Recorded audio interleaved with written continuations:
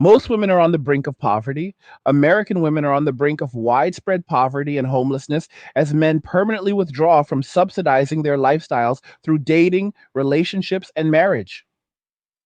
This stark reality is unfolding right now in a society where economic pressures are mounting and traditional support systems are crumbling away under the weight of changing dynamics between the genders. By the time you reach the conclusion of this discussion, you will understand exactly why this shift is irreversible and what it means for the future stability of families and communities across the nation, compelling you to consider the profound implications for everyone involved. The situation has reached a critical point where women are finding themselves increasingly isolated in their economic battles, with inflation soaring and job markets transforming in ways that disproportionately disadvantage them. For decades, many women have relied on a subtle but pervasive system of financial support from men, whether through casual dating arrangements that provided free meals and entertainment, or through more committed relationships that covered shared expenses and offered a safety net against life's uncertainties. This reliance was often unspoken, woven into the fabric of social interactions where men were expected to pick up the tab as a gesture of interest or commitment. However, as men have begun to recognize the one sided nature of these exchanges, they have chosen to step back, focusing instead on their own well being and financial security. This withdrawal is not born out of malice, but out of a calculated assessment of risks and rewards where the potential for emotional and financial drain far outweighs any perceived benefits. Women who once navigated life with the assumption that male provision would always be available in some form are now confronting the harsh truth that their independence comes at a steep price. Rising costs for essentials like housing, food, and utilities are compounding the issue, leaving many women stretched thin and unable to maintain the lifestyles they once enjoyed. Inflation has been relentless, with prices for everyday items climbing steadily, and women, who often earn less on average than their male counterparts, feel this pinch more acutely. They allocate a significant portion of their budgets to maintaining appearances, such as cosmetics and grooming, which can rival or even exceed spending on necessities like groceries, trapping them in a cycle of expenditure that prioritizes short term appeal over long term stability. As artificial intelligence and automation reshape the workforce, jobs traditionally held by women in administrative and clerical roles are vanishing at a faster rate than those dominated by men, further eroding their economic footing. Meanwhile, men who have opted out of the dating scene are discovering a sense of liberation and simplicity, channeling their resources into personal pursuits and savings rather than subsidizing dates or relationships that offer little reciprocity. This divergence is creating a widening gap where women's desperation grows as their options shrink and men find contentment in solitude, watching from afar as the consequences unfold. This growing divide is not a sudden phenomenon, but the culmination of years of shifting social norms and economic realities that have left women particularly vulnerable. In the past, the dating economy served as an informal subsidy for many women, allowing them to offset costs through outings funded by interested suitors. Studies have revealed that a substantial portion of women, ranging from 23 to 33% in various surveys, have admitted to going on dates primarily for the free meal or entertainment with little genuine romantic interest in the man involved. This practice, often referred to as a foodie call, highlights how deeply entrenched this reliance has become, turning social interactions into transactional opportunities. For instance, research from the Society for Personality and Social Psychology found that in one study of over 800 women, nearly a quarter confessed to this behavior, while a follow up with over 300 women showed a third had done the same. These figures underscore a pattern where women leverage dating as a means to supplement their budgets, especially in times of financial strain.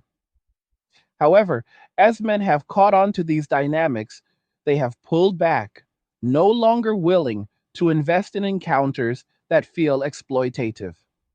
The result is a sharp decline in such opportunities, forcing women to confront their expenses head on without the buffer of male generosity.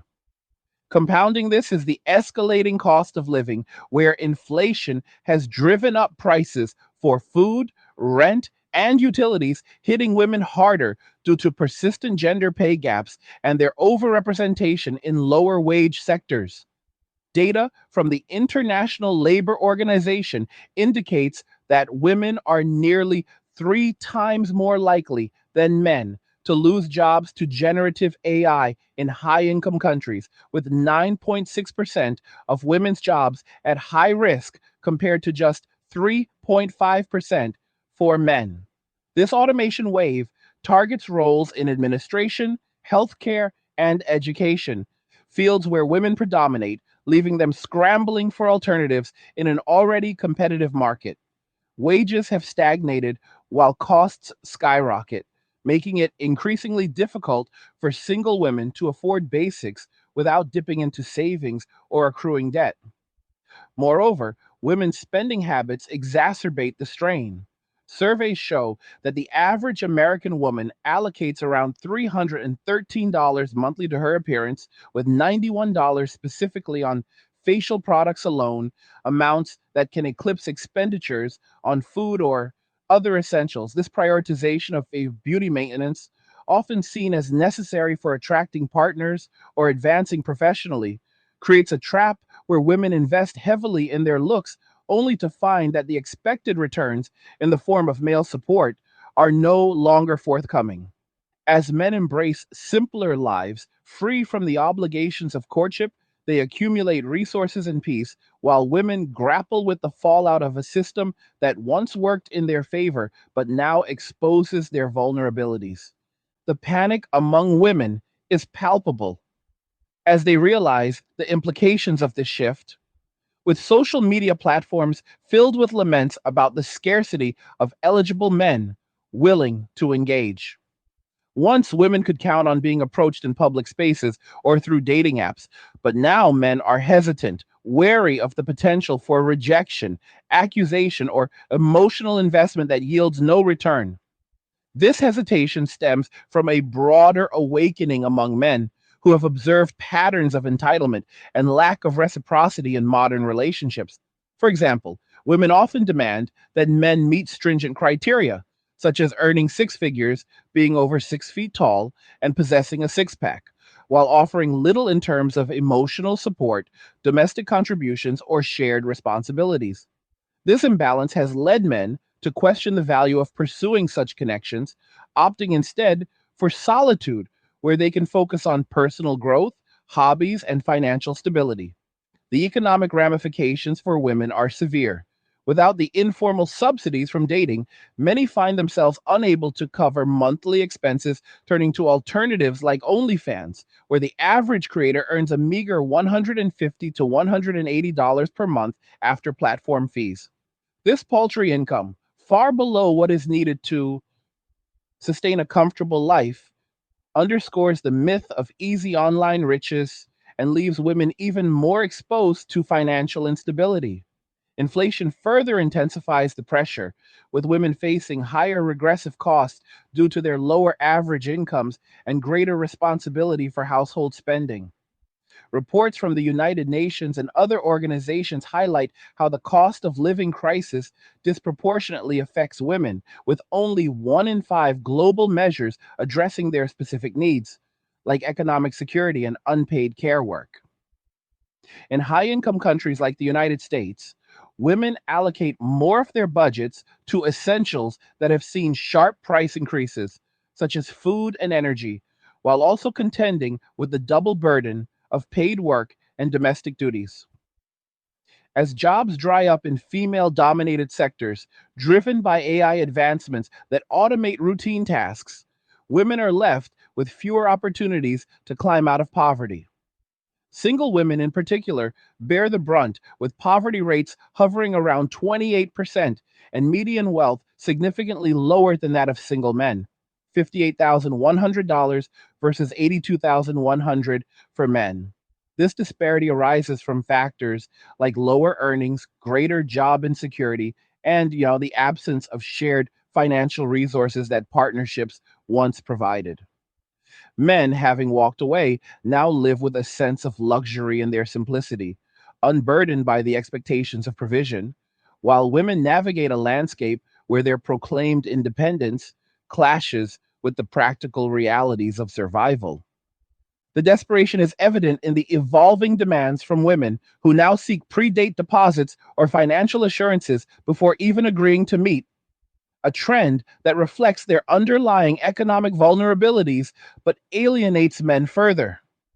Emerging stories highlight women requesting upfront payments of $50 to $100 to cover preparation costs like makeup, outfits, and grooming, framing it as compensation for their time and effort. However, this approach is often met with ridicule and rejection, as men view it as commodifying dates into transactions rather than genuine connections. Research shows that women spend considerably on beauty, $91 monthly on facial products alone, with lifetime estimates reaching $225,360. Yet this investment does not guarantee the returns they hope for in a market where men are increasingly selective. The irony is stark. Women who once championed equality and independence now find themselves begging for the very support they dismissed, only to discover that men have moved on, finding fulfillment in their own pursuits without the complications of relationships. This shift has broader implications for society, as the traditional family structures that once provided mutual economic support erode, leaving women to shoulder burdens alone. Job losses from AI, which affect women at a rate nearly three times that of men in high income nations. Compound this with 9.6% of women's jobs at high risk of transformation compared to 3.5% for men. As wages stagnate and costs rise, women are trapped in a cycle of prioritizing aesthetics over essentials, sometimes spending as much on cosmetics as on food, further straining their finances. Men's decision to walk away is portrayed as a logical response to these dynamics, where they no longer see value in subsidizing lifestyles that offer little in return, such as emotional peace or domestic harmony. Instead, men embrace minimalism, channeling resources into personal development and leisure, while watching women fall into desperation from afar. This detachment is not without its own costs, but for many men, the peace it brings outweighs the societal pressure to engage. Women, meanwhile, are left to confront the reality that their time is running out as age and economic pressures converge to limit their options in both the job market and the dating scene. As the economy worsens and women age, the challenges multiply, creating a perfect storm where survival without male support becomes increasingly untenable. Inflation has been a relentless force, with global rates peaking at 9.8% in 2022, driving up costs for food, energy, and housing in ways that hit women hardest due to their lower wealth and income levels. Single women, who make up a growing portion of the population, face the greatest risk, with economic insecurity rising sharply from 35% to 47% between 2004 and 2008 alone, and continuing to climb. This vulnerability stems from multiple factors: persistent pay gaps, overrepresentation in sectors vulnerable to automation, and the absence of shared financial burdens that partnerships once alleviated. For instance, women hold two-thirds of student debt and are more likely to carry credit card balances, making them ill-equipped to handle rising costs without additional support. The dating economy, once a subtle lifeline, has dried up as men recognize the patterns of exploitation, such as the 31% of Gen Z singles admitting to dates solely for free meals, according to Intuit surveys. This behavior, while pragmatic in the short term, has eroded trust, prompting men to withhold their resources and focus on self preservation. Women who once thrived on this system now find themselves turning to platforms like OnlyFans for income, only to discover the average earnings are a dismal $120 to $180 per month after fees, hardly enough to cover basics amid skyrocketing inflation. The government's role is minimal, with programs overburdened and unable to fill the gap left by men's withdrawal. As men live simple lives of comfort, free from the obligations of provision, women are pushed toward extremes, food banks, shelters, or even street begging to make ends meet. This descent is not inevitable for all, but for those who prioritized entitlement over partnership, it represents the harsh landing after years of elevated expectations. The narrative is one of cause and effect. Women's push for independence, coupled with economic shifts, has led to isolation, while men's response has been to safeguard their own peace and prosperity. The cycle of beauty spending further entrenches women's economic woes as they allocate substantial resources to maintain an appearance that once attracted male attention but now yields diminishing returns.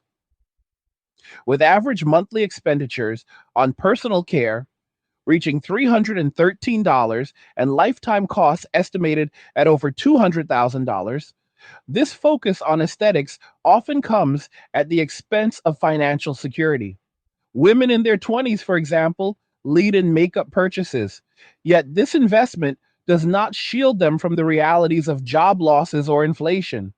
As AI disrupts female dominated fields like administration and healthcare, where women hold the majority of roles, the unemployment gap widens, with women facing a 4.7% global risk of high level job displacement compared to 2.4% for men.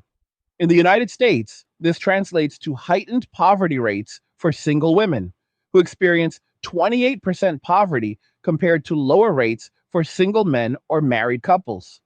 The irony is profound. Women who once used dating as a means to offset costs, with studies showing up to a third engaging in dates solely for free food, now find that avenue closed as men prioritize their own stability.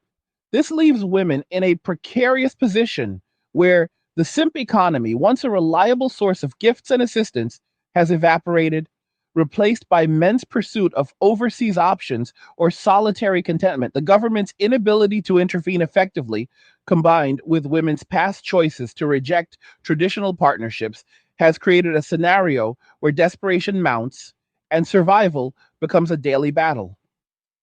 Men, observing this from their positions of relative comfort, are unlikely to return, having found peace in lives unencumbered by the demands of subsidizing others. Women's attempts to adapt, such as demanding pre date or post date money to cover preparation expenses, only accelerate the divide, as these requests are seen as further evidence of entitlement rather than genuine interest. Emerging trends show women asking for $50 to $100 up front for cosmetics, clothes, and grooming, claiming it's necessary to offset the costs of getting ready. However, this practice alienates men who view it as turning dates into paid services rather than mutual explorations. Surveys indicate that 65% of women spend more than $50 preparing for a date, but this investment does not guarantee success in a market where men are increasingly selective. As inflation impacts women more severely with higher regressive costs on essentials and lower overall wealth, single women hold a median of $58,100 compared to $82,100 for single men. The pressure to secure financial support intensifies. Yet, men's withdrawal means fewer opportunities for such arrangements, leaving women to navigate rising rents, food prices, and utilities alone. The average OnlyFans creator's earnings of $150 monthly offer little relief, and the government's broke status means no bailout is forthcoming. This reality forces women to lay in the beds they made, confronting the consequences of decades of pushing men away while expecting their provision to remain available. Hey guys, in a world pushing you to own nothing and be happy, crypto is your key to survival. Join Angry's Crypto Academy to master buying, selling, and trading crypto. Make huge profits and safeguard your wealth. Plus, discover the one crypto virtually no one is talking about, poised to create new millionaires in the upcoming bull run. The link is in the description of the video below. Go check it out now. Men, in contrast, thrive in their simplicity, enjoying the luxury of unshared resources and the peace of solitude, watching as women's entitlement gives way to desperation. The full extent of this crisis becomes clear when examining the broader patterns of women's spending and economic choices, which often prioritize short term gratification over long term resilience. For instance, women spend an average of $91 monthly on facial products alone, with lifetime beauty costs reaching $225,360, amounts that could otherwise bolster savings or investments. This focus on appearance is driven by the need to compete in a dating market where youth and attractiveness are prized. But as women age, these investments yield fewer returns. Coupled with job losses from AI, where women face a 9.6% risk of transformation in traditional roles compared to 3.5% for men, the economic landscape is bleak. Single mothers, in particular, struggle with poverty rates at 23.9% and lower wealth accumulation due to the absence of dual incomes. The dating economy's collapse, exemplified by the 33% of women engaging in foodie calls for free meals, means no more free rides, pushing women toward alternatives like food banks or shelters. Men's role in this is passive yet pivotal. By walking away, they remove the subsidy that once masked these vulnerabilities, forcing women to confront the reality of their independence. As inflation persists and costs rise, the gap widens, with women running out of time to adapt before desperation sets in fully. In the face of these mounting pressures, women's panic is manifesting in increasingly bold demands, such as pre date money to cover cosmetics and grooming. But this only underscores their economic precariousness without solving it.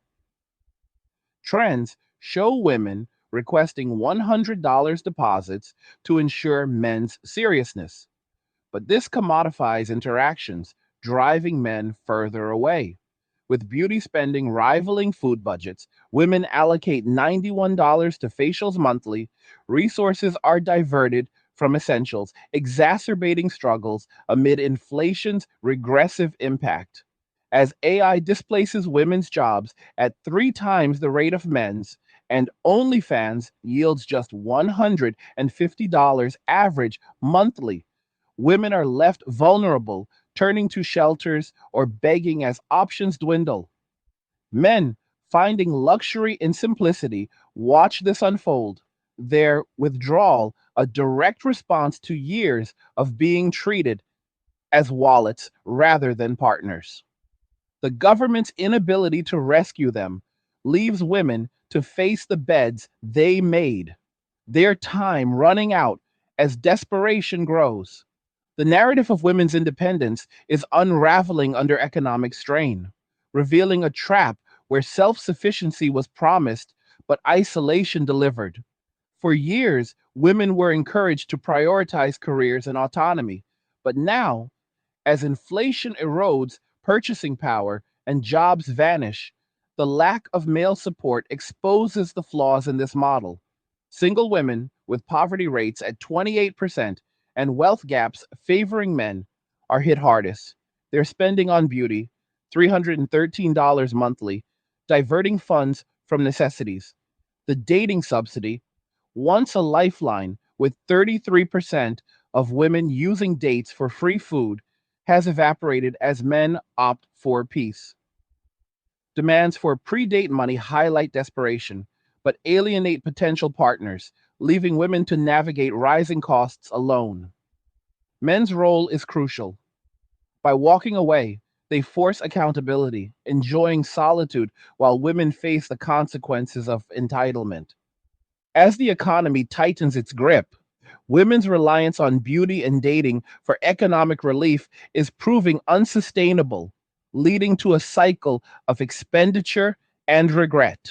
Lifetime beauty costs exceed $200,000, often surpassing investments in stability, while AI threatens 9.6% of women's jobs. OnlyFans' low earnings, $150 monthly, offer no buffer, and inflation's disproportionate hit on women amplifies the struggle. Men's withdrawal removes the safety net. Their simple lives a stark contrast to women's desperation, underscoring the need for reevaluation before it's too late. The end of the girl boss era signals a reckoning where women's pursuit of independence clashes with biological and economic realities, leaving them isolated as men prioritize self preservation. Feminism's promise of empowerment has led to burnout and loneliness, with women now seeking the traditional support they once rejected. As job losses mount and costs rise, the absence of male provision exposes vulnerabilities, forcing women to confront the true cost of their choices. Men, finding comfort in solitude, watch this unfold, their disengagement a silent rebuke to entitlement. Women's attempts to bridge the gap through demands like pre-date money reveal the depth of their economic distress. But such tactics only widen the divide. With beauty spending rivaling essentials and AI displacing roles, women are trapped in a precarious position. They're in independence, a facade cracking under pressure. Men's role in subsidizing lifestyles is over. Their withdrawal, a logical response to imbalance, leaving women to navigate a harsher world alone. The irony is profound. Women who championed equality now face the harsh equality of self reliance, with inflation and job insecurity amplifying the challenges. Single women's lower wealth and higher poverty rates highlight the stakes as past subsidies from dating fade. Men, embracing simplicity, underscore the shift, their piece a testament to the unsustainable nature of one sided dynamics. As desperation mounts, women's calls for support ring hollow against their past rejections, with economic forces like AI and inflation sealing their fate. Men's disengagement is the catalyst, their focus on self, a mirror to women's choices, revealing a society where balance is lost and regret inevitable. The consequences of this profound shift extend far beyond individual finances and reach into the very structure of modern society, where the erosion of mutual interdependence between men and women is creating ripple effects that will reshape communities for decades to come. When men systematically remove themselves from the role of provider, the traditional mechanisms that once buffered women against economic hardship begin to disappear, leaving a vacuum that no government program or corporate initiative has proven capable of filling adequately. Women who built their lives around the assumption that male attention and resources would always flow in some capacity now face a landscape where that assumption has been proven false, and the adjustment period is proving brutally painful. The data paints a clear picture of accelerating vulnerability. Single women under the age of 35 are experiencing poverty rates that climb year after year, driven not only by stagnant wages, but by the compounding effect of debt burdens that were once manageable when shared household expenses were part of the equation. Credit card balances among women have risen sharply in recent years, with many carrying high interest debt that eats into disposable income faster than earnings can replenish it. Housing costs, which consume a larger percentage of income for women due to persistent earnings gaps, continue to outpace salary growth in every major metropolitan area. Rent increases of 10 to 15% annually in cities like New York, Los Angeles, and Chicago have pushed thousands of women into substandard living conditions or forced them to double up with roommates far beyond what they would have tolerated a decade ago. Utility bills, groceries, transportation, and healthcare expenses have all followed similar upward trajectories, creating a monthly arithmetic that simply does not add up without supplemental income sources that once arrived through dating or relationships. The absence of those sources forces difficult choices. Skip meals to pay rent, delay medical care to cover utilities, or sacrifice personal safety by moving into less desirable neighborhoods. These are not hypothetical scenarios, but daily realities for a growing segment of the population that once believed independence meant freedom from such trade offs. This economic compression coincides with demographic realities that further limit women's options as they age.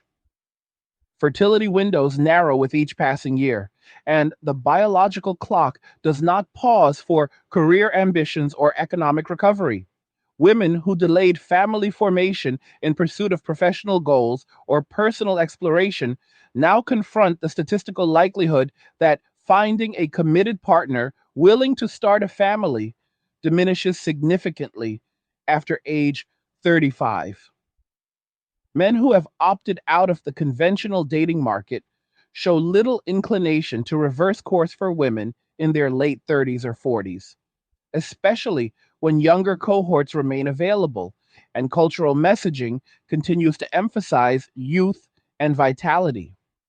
The result is a cohort of women entering middle age with fewer children than they might have desired, fewer assets than they anticipated, and diminishing prospects for the kind of partnership that historically provided both emotional and financial stability.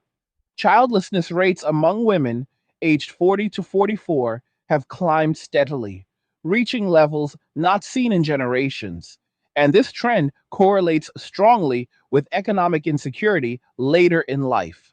Without children or a spouse to share costs and responsibilities, single women face retirement landscapes that appear increasingly precarious.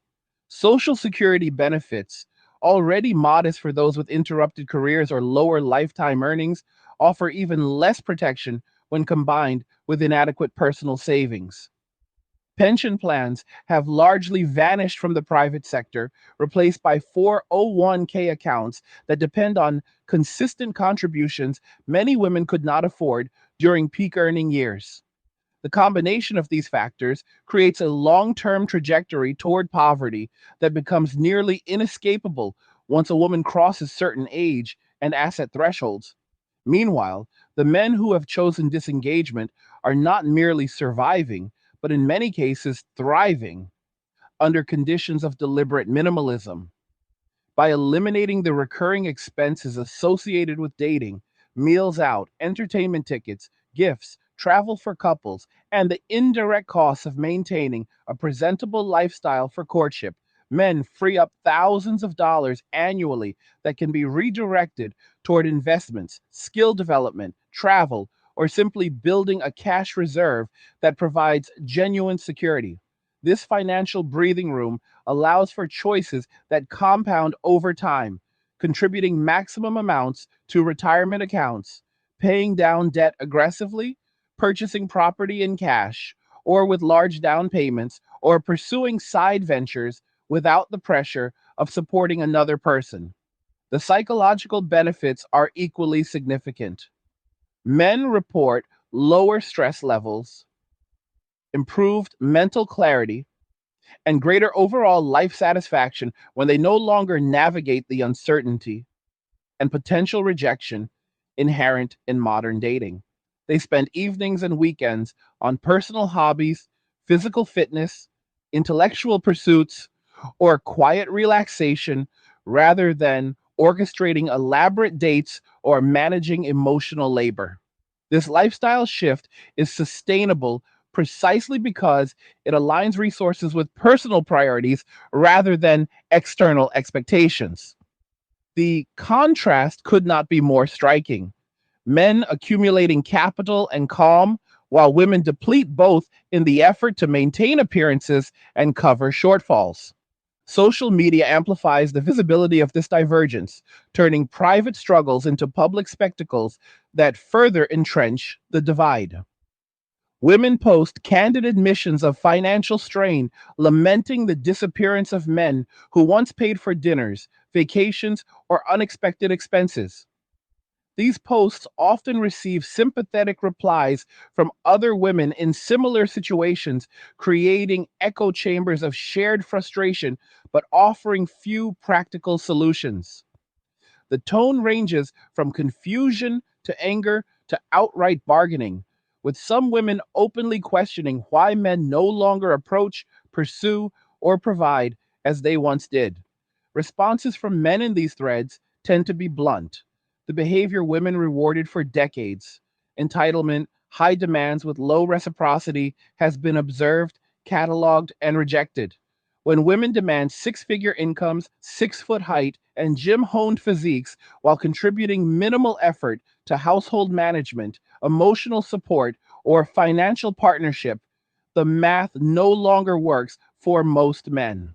The cultural narrative that labeled traditional male roles as toxic has been taken at face value, leading men to conclude that if provision is toxic, then they will happily abstain from it. This feedback loop accelerates withdrawal as every viral post complaining about male disinterest reinforces men's decision to stay out of the game entirely. The corporate world offers little counterbalance to these trends. Despite decades of diversity initiatives and gender equity programs, women remain overrepresented in roles most susceptible to automation and outsourcing. Administrative assistants, data entry clerks, customer service representatives, and certain healthcare support positions face the highest displacement risk from artificial intelligence systems capable of handling routine tasks with greater efficiency and lower cost. Projections indicate that by the end of the decade, millions of these jobs will either vanish or transform into roles requiring technical skills that many current workers lack. Retraining programs exist, but completion rates remain low, and the transition period often involves significant income loss. Women who pivoted to gig economy platforms as a stopgap find the earnings inconsistent and the physical demands exhausting. Delivery driving, ride sharing, and freelance content creation rarely provide the stability or income needed to offset rising living costs, and burnout is common. Meanwhile, male dominated fields such as engineering, skilled trades, information technology infrastructure, and certain manufacturing sectors show greater resilience to automation or even benefit from it through productivity gains that translate to higher wages. The occupational segregation that once disadvantaged women in terms of pay now disadvantages them in terms of job security.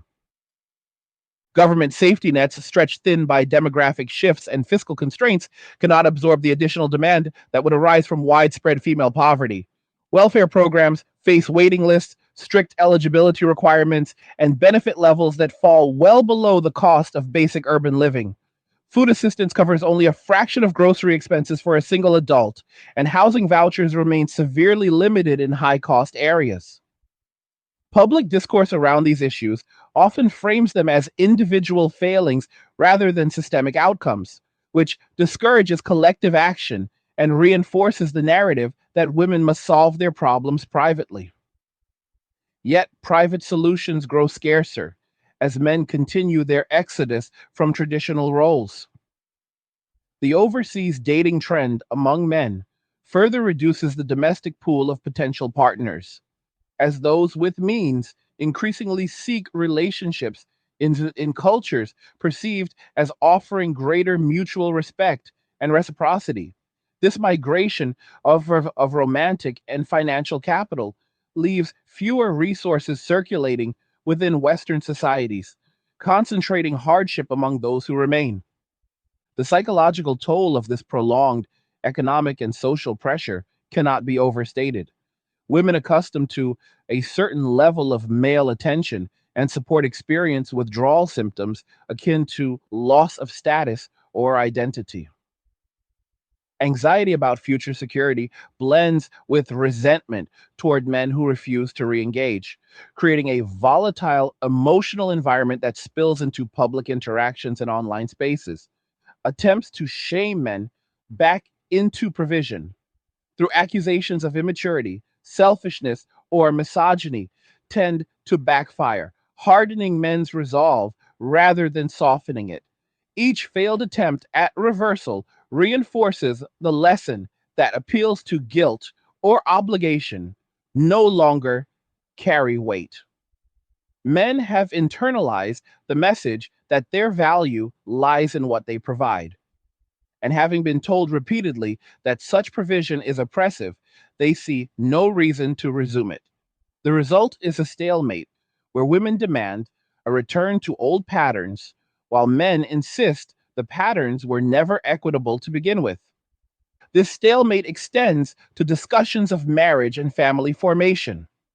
Marriage rates continue their long term decline, with fewer young adults viewing the institution as economically advantageous or emotionally necessary. For men, the legal and financial risks associated with divorce, potential loss of assets, alimony obligations, child support burdens outweigh the perceived benefits, especially when cohabitation or remaining single offers similar companionship without comparable exposure. Women who once saw marriage as a pathway to stability now confront the reality that many men view it as a high stakes gamble they prefer to avoid. The cultural emphasis on female empowerment has paradoxically reduced the incentives for men to commit as women enter relationships with greater earning potential, yet retain expectations of traditional provision. When those expectations clash with men's newfound reluctance, negotiations break down and both parties walk away. Men toward solitude, women toward uncertainty. The long arc of these developments points toward a future where gender dynamics are permanently altered. Women who adapt by embracing frugality, skill acquisition, and mutual support networks among themselves may mitigate some of the damage. But such adaptations require cultural and personal shifts that contradict decades of messaging around independence and entitlement. Men who maintain their current course will likely continue building wealth and peace, creating a visible contrast that fuels further tension. Society as a whole faces the challenge of reconciling competing narratives, one that celebrates autonomy above all else, and another that recognizes the practical advantages of interdependence.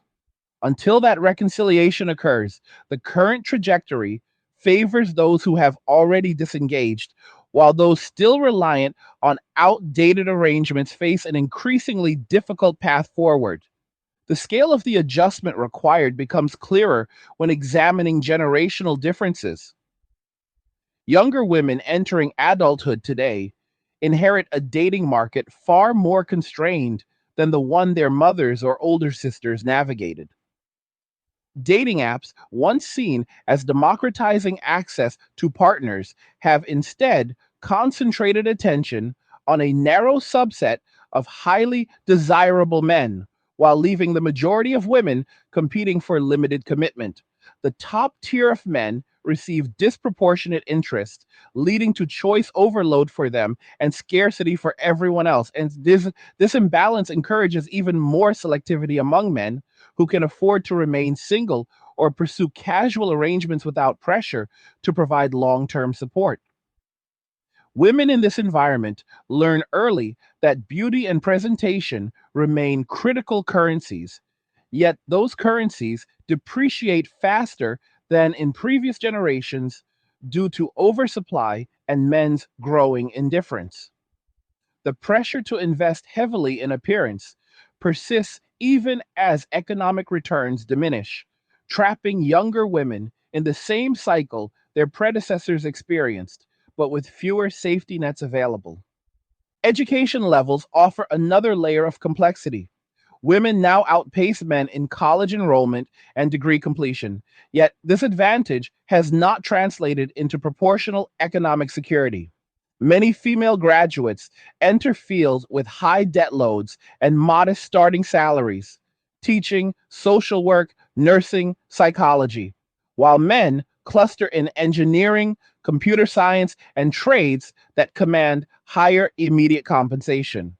The prestige of advanced degrees does little to offset the reality of underemployment or student loan payments that consume large portions of take home pay. Women who pursued graduate education, expecting it to guarantee stability, often discover that credentials alone do not shield against inflation, automation, or the withdrawal of male support. The mismatch between educational attainment and economic outcome contributes to widespread disillusionment as the promised rewards of academic achievement fail to materialize in tangible security. Health implications emerge as another dimension of the crisis.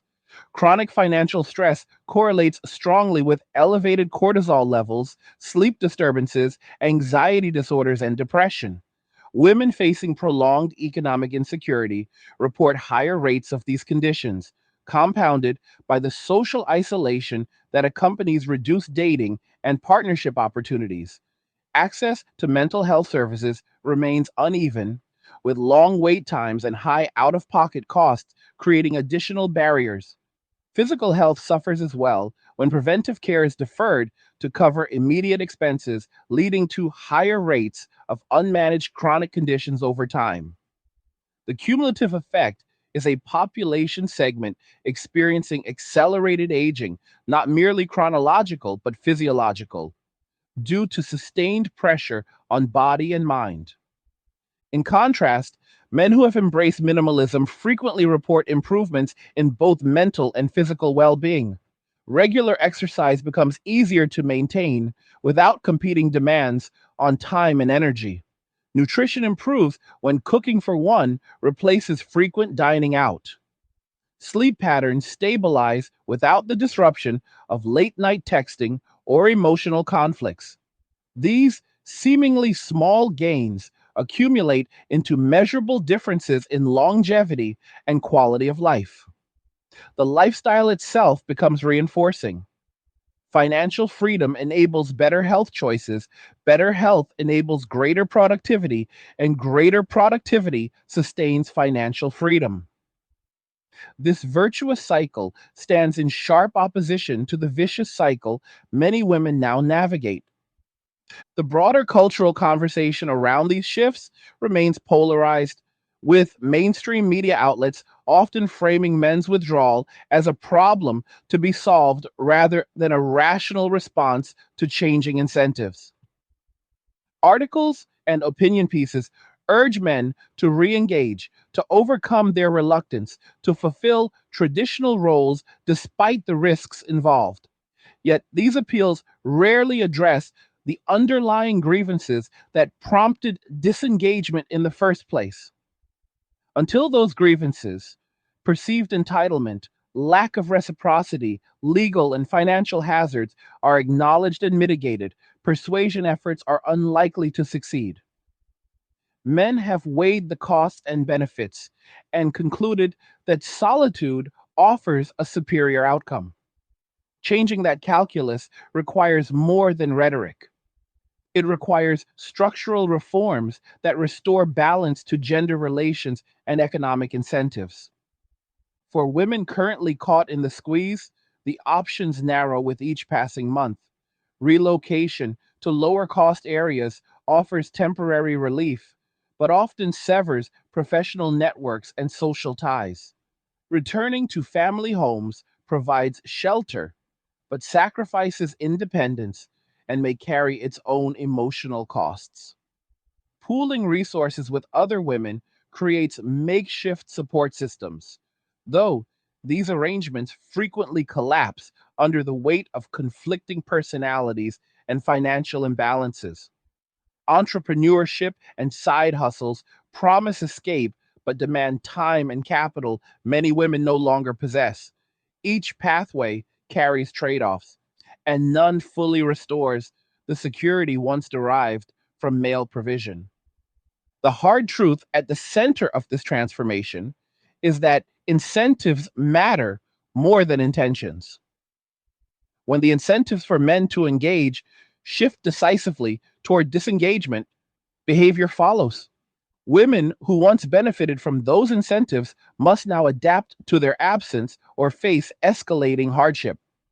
The window for adaptation grows smaller as economic pressures intensify and demographic realities set firmer limits. Men, having already adapted, show little inclination to reverse course. The result is a bifurcated society where one group accumulates resources and peace while the other confronts scarcity and uncertainty. This bifurcation is not accidental, but the logical endpoint of decades of mismatched expectations and unexamined assumptions about gender roles in a changing economy. As these patterns solidify, the question becomes not whether the shift will continue, but how deeply it will reshape institutions, communities, and individual lives. Families shrink, birth rates fall further, elder care burdens concentrate on fewer shoulders, and social cohesion frays under the strain of divergent experiences. The era of easy interdependence appears to be closing, replaced by an age of calculated self reliance that favors those best positioned to thrive alone. Women who recognize this reality early and adjust accordingly may carve out viable paths forward. Those who cling to outdated expectations risk descending further into the desperation already visible on the horizon. The divergence grows wider with each passing year, and the consequences become harder to ignore. The transformation unfolding between men and women carries implications that stretch into every corner of civic life, economic policy, urban planning, cultural production, and even the basic rhythms of daily existence in Western societies. When half the population systematically opts out of one of the oldest forms of mutual economic cooperation, the provision and partnership model, the institutions built around the assumption that most adults would eventually pair up and share burdens begin to creak under unexpected strain. Housing markets offer one of the clearest early indicators. For decades, developers and lenders priced single family homes, condominiums, and rental units on the premise that the typical household would consist of two income earners splitting mortgage or rent payments. That premise is eroding rapidly. As marriage and cohabitation rates continue their multi decade slide, the demand profile for housing tilts towards smaller, cheaper units that a single person, especially one earning a median female wage, can realistically afford alone. Yet construction has not kept pace with this shift. Builders still favor larger floor plans because they yield higher profit margins per project, while zoning laws in most American cities remain oriented toward family sized dwellings rather than efficient studios or micro apartments. The mismatch produces chronic shortages of affordable one bedroom and studio inventory in desirable locations, driving rents for even modest units upward at rates that outstrip wage growth for women in service, administrative, and care sectors. A woman earning $45,000 annually after taxes now routinely spends over 50% of her take home pay on rent in mid sized cities and closer to 65% in coastal metros. When that percentage crosses the 50% threshold, every other category of spending, food, transportation, healthcare, savings, becomes a zero sum game. One unexpected car repair, medical bill, or period of reduced hours can tip the balance from precarious to catastrophic. Landlords, sensing the tightening budgets of their tenant base, respond by raising rents annually at the maximum allowable rate or pushing for shorter lease terms that allow quicker adjustments. The result is a housing precarity loop that punishes single women more severely than single men, who on average retain higher disposable income after essentials and who are statistically more likely to live with roommates or family members without stigma well into their 30s. This housing crunch feeds directly into geographic mobility patterns that further concentrate disadvantage. Women seeking lower cost regions frequently encounter labor markets that offer even fewer opportunities in female dominated fields. Relocating from, say, California to Texas or Florida reduces rent by 30 to 50% in many cases. But the jobs available in the new location often pay 10 to 20% less in absolute terms and come with fewer benefits.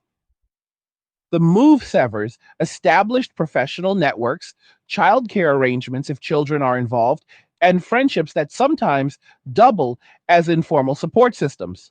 Women who stay put in high cost areas face a different but equally punishing trade off. Remaining in place preserves access to better paying roles and cultural amenities, but locks them into a cost structure that devours income faster than it can be replenished. Either path tends to delay or prevent wealth building milestones, home ownership, retirement contributions beyond the bare minimum, emergency funds of more than a few $1,000s that once served as buffers against downturns. The longer these milestones are deferred, the steeper the compound interest penalty becomes. A woman who cannot begin serious 401k contributions until age 35 instead of 25 loses roughly $200,000 in potential retirement wealth by age 65, assuming average market returns and consistent 7% annual contributions. That gap widens dramatically if she must also divert funds to service high interest consumer debt accumulated during years of stretched budgets. Urban planning and public infrastructure reflect and reinforce these pressures. Mass transit systems in many American cities were designed with the two earner household in mind. Commuters leaving from suburban homes, traveling to downtown office cores, and returning in the evening. As single women become a larger share of the ridership, particularly in service and administrative jobs that keep irregular hours, the mismatch between scheduled routes and actual shift patterns grows more pronounced. Night shift nurses, restaurant workers, retail employees, and home health aides often finish work at times when buses and trains run infrequently or not at all, forcing reliance on rideshare services that consume 10 to 20% of a low to moderate earner's weekly pay. Safety concerns compound the expense. Women report feeling more vulnerable on late night public transit or while waiting at poorly lit stops, which pushes even more spending toward private transportation options. Cities that have begun redesigning transit for the realities of 21st century work, more frequent late night service, better lighting, real time safety monitoring, tend to do so slowly and unevenly, leaving large swaths of the female workforce exposed to both financial and physical risk. Cultural production mirrors the divergence in lived experience. Streaming platforms, publishing houses, and social media algorithms increasingly segment content by gender to an unprecedented degree. Men gravitate toward channels, podcasts, and forums that celebrate self sufficiency, stoicism, physical discipline, financial independence, and skepticism toward traditional relationship scripts. Women facing mounting economic and social pressure flock to content that processes anxiety around aging, dating scarcity, financial stress, and perceived male withdrawal. The tonal gap widens with each cycle. One side produces long form discussions of leverage, net worth growth, skill stacking, and geographic arbitrage. The other side generates reaction videos, confessional threads, and therapeutic style breakdowns of why men aren't stepping up anymore. Because algorithms reward engagement, the most emotionally charged versions of each narrative rise to the top, amplifying mutual incomprehension. Men see women's complaints as evidence that entitlement remains intact.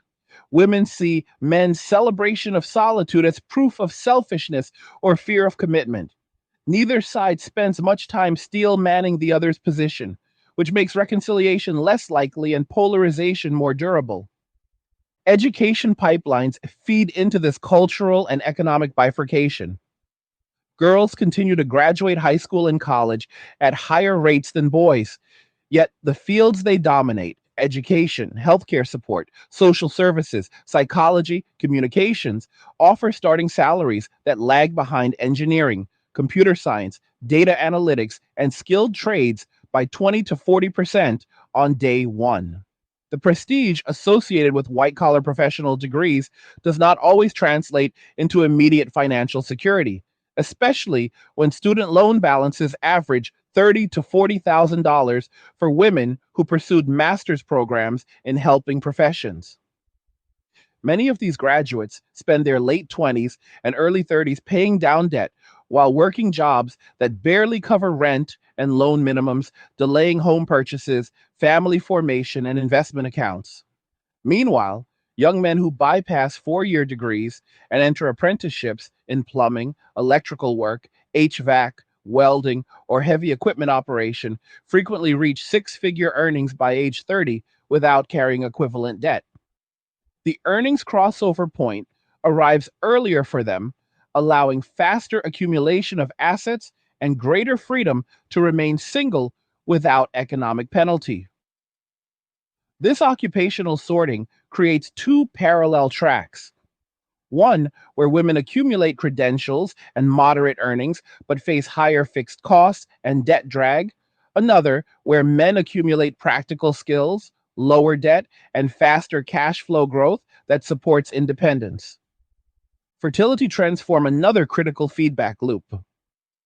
The average age of first birth for college educated women now hovers around 31 to 32, with many pushing past 35 before attempting pregnancy.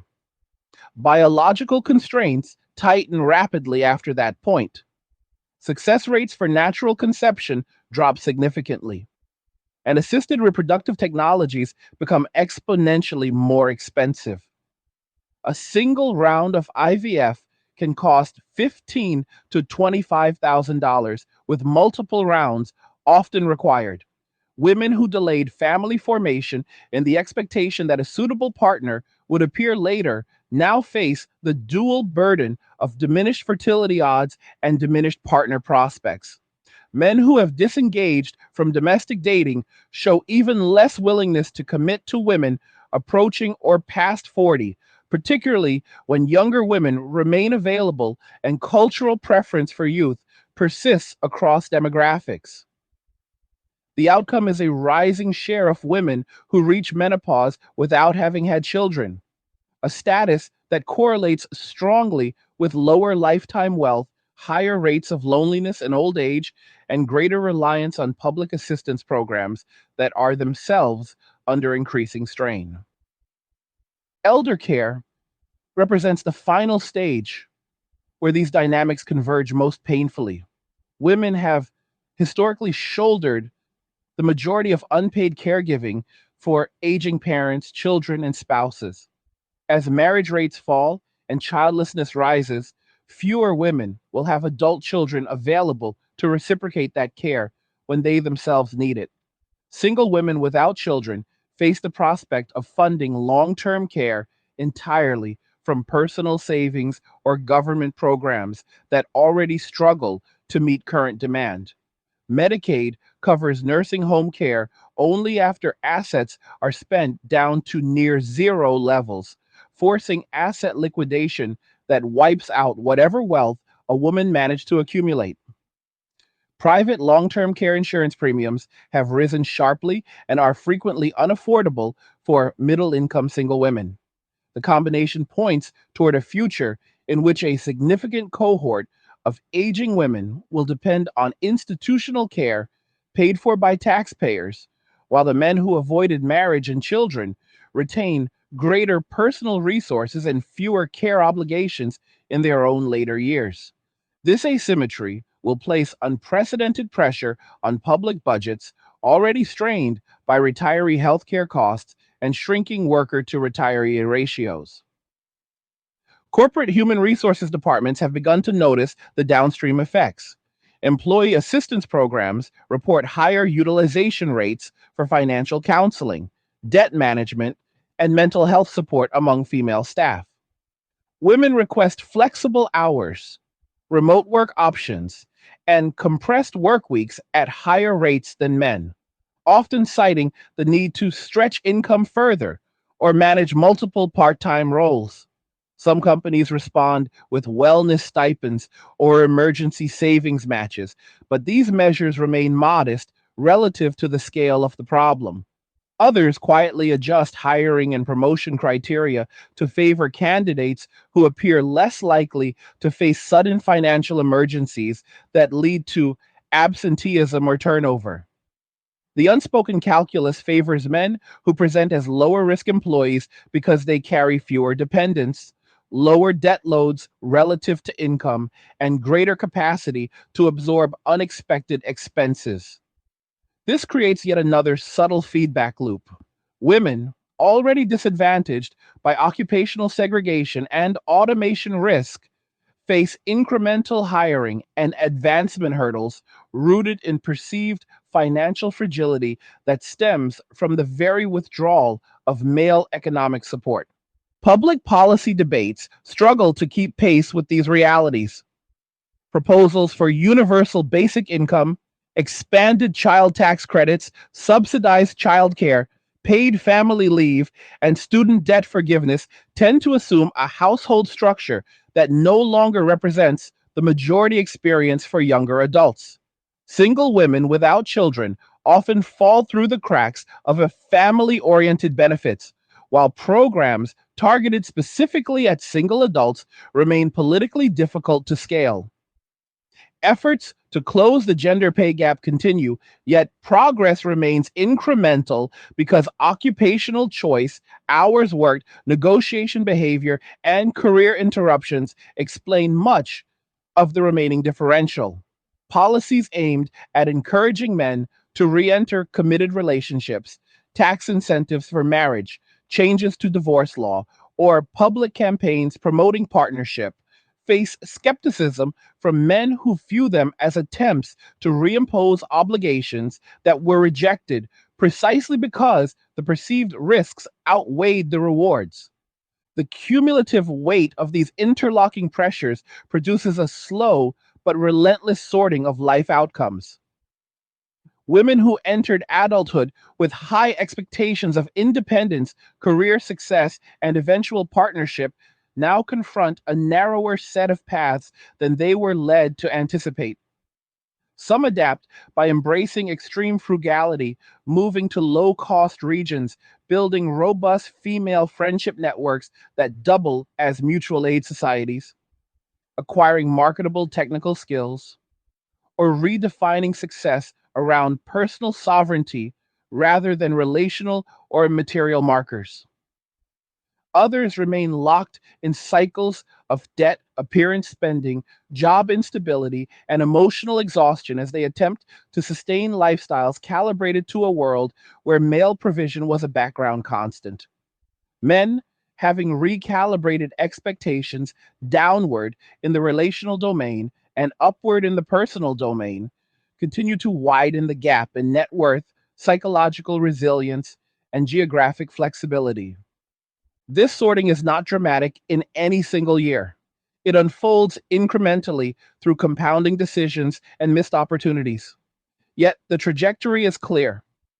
Societies that once relied on near universal pairing to distribute economic risk and caregiving labor now operate with a large and growing share of adults living singly, with women bearing a disproportionate share of the resulting insecurity. The institutions, housing, transit, education, healthcare, retirement systems, cultural narratives that were built for a different demographic reality must either evolve quickly or continue to deliver outcomes that favor those already positioned for self reliance.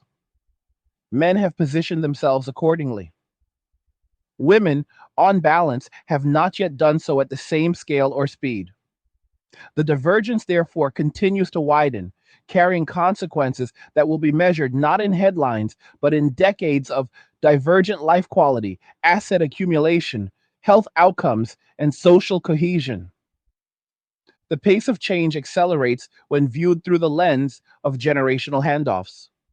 Millennials who came of age during the Great Recession already delayed marriage and parenthood by several years compared with previous cohorts.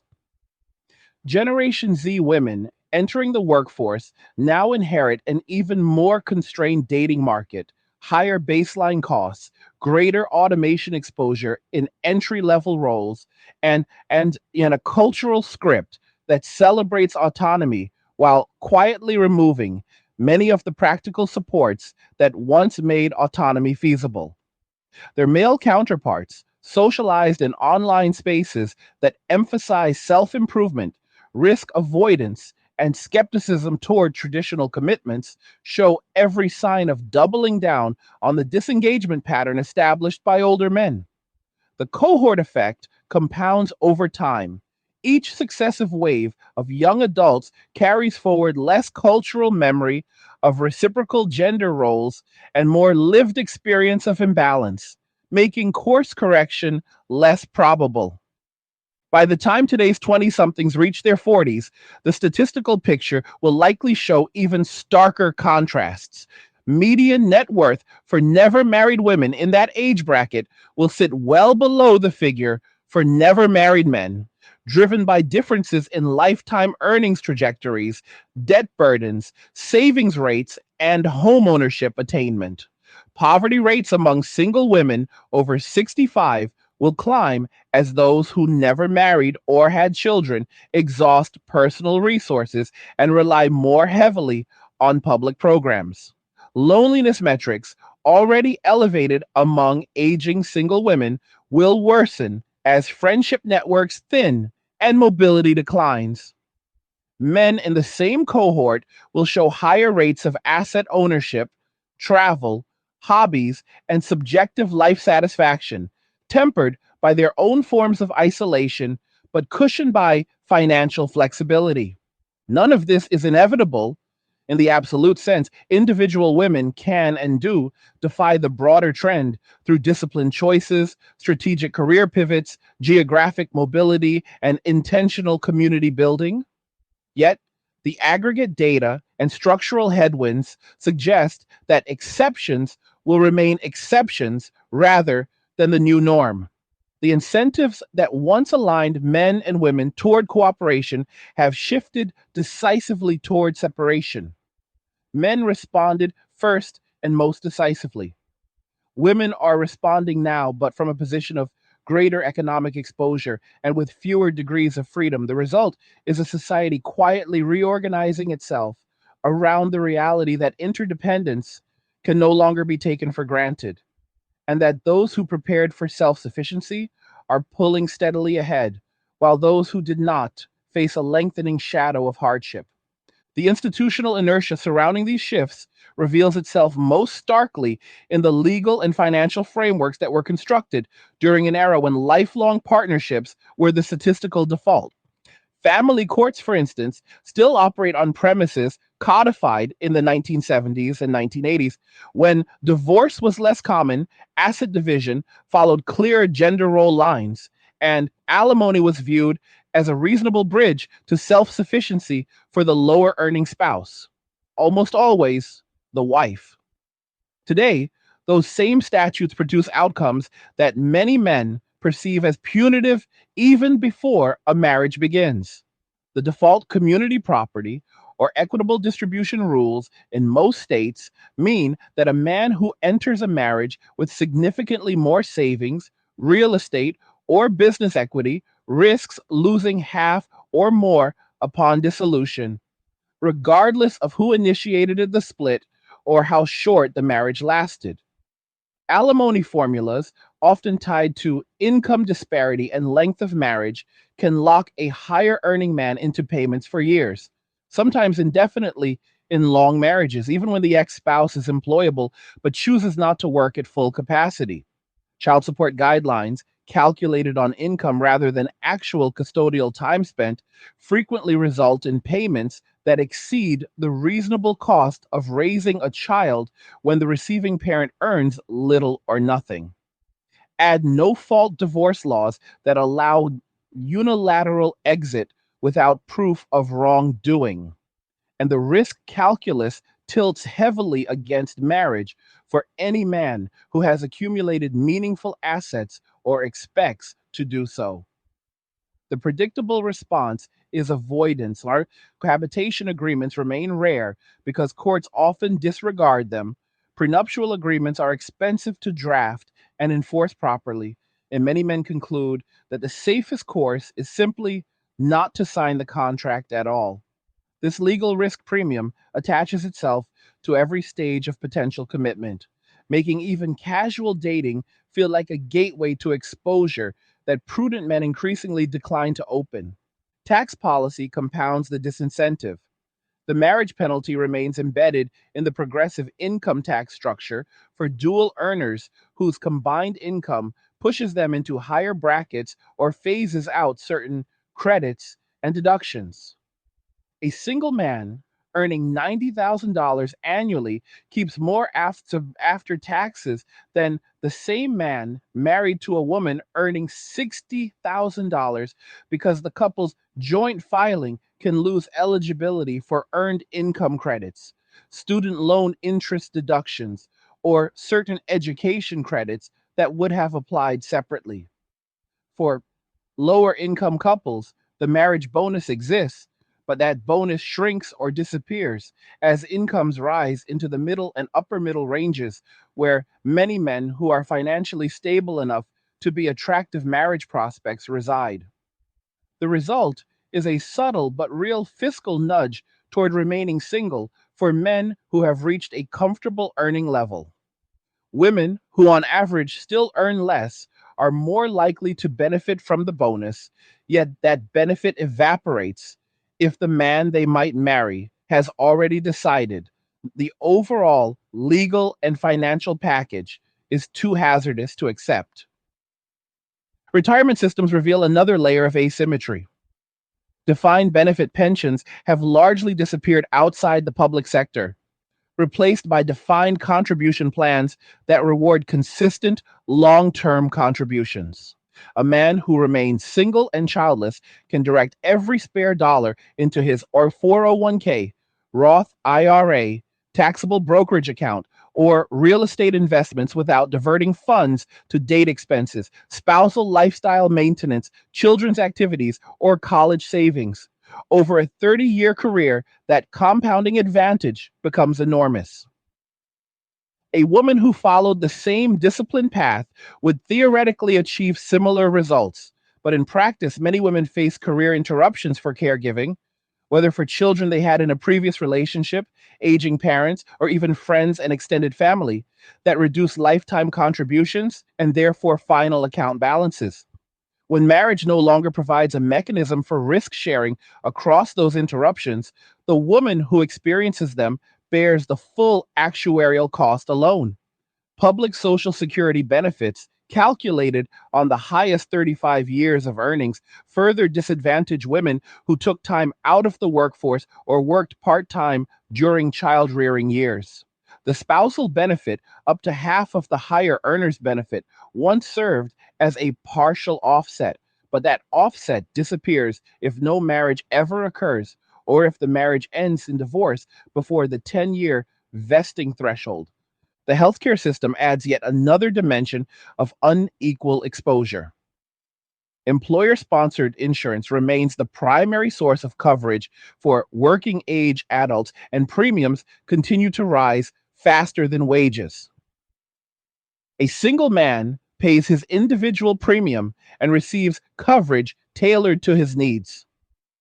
If he marries, he often adds a spouse whose premium is subsidized by the employer, but whose utilization patterns, higher preventive visits, reproductive care, mental health services, can indirectly push group rates higher over time. Many men, therefore, view adding a spouse as a hidden tax on their compensation package. Single women, meanwhile, shoulder their full premium without the benefit of a second income to cushion it. When chronic conditions or unexpected diagnoses arise, the financial shock lands harder on the person without a partner to share uncovered costs or provide income during extended leave. Women are statistically more likely to develop autoimmune disorders, certain cancers, and musculoskeletal issues that require ongoing care, meaning the absence of a dual income buffer leaves them more vulnerable to medical debt, which is already the leading cause of personal bankruptcy in the United States.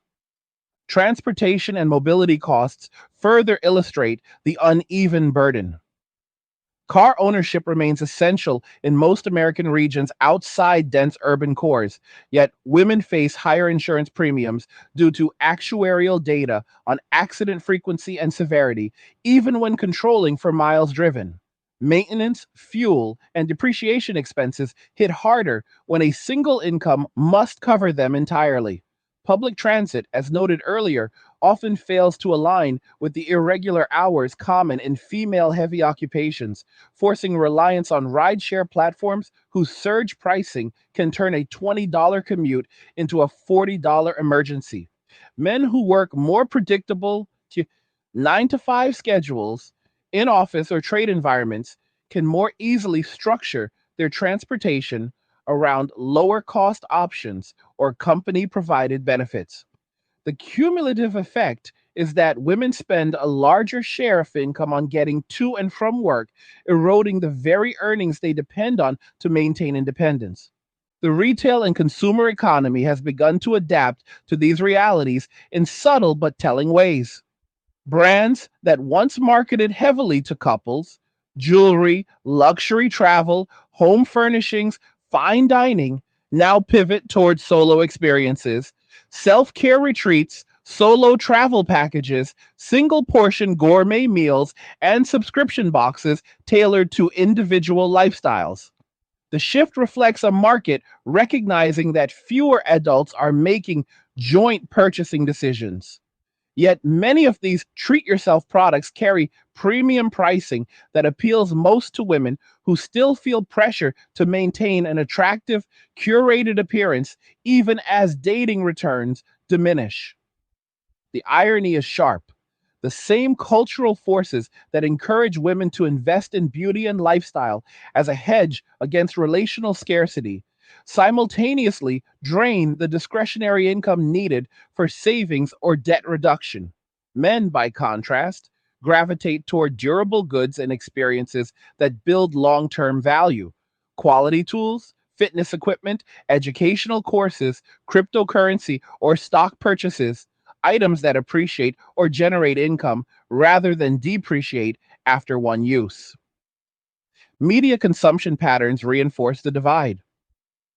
Men increasingly consume content that teaches wealth accumulation, physical optimization, negotiation tactics, and psychological resilience. Material that prepares them for a world in which they expect to carry their own weight indefinitely.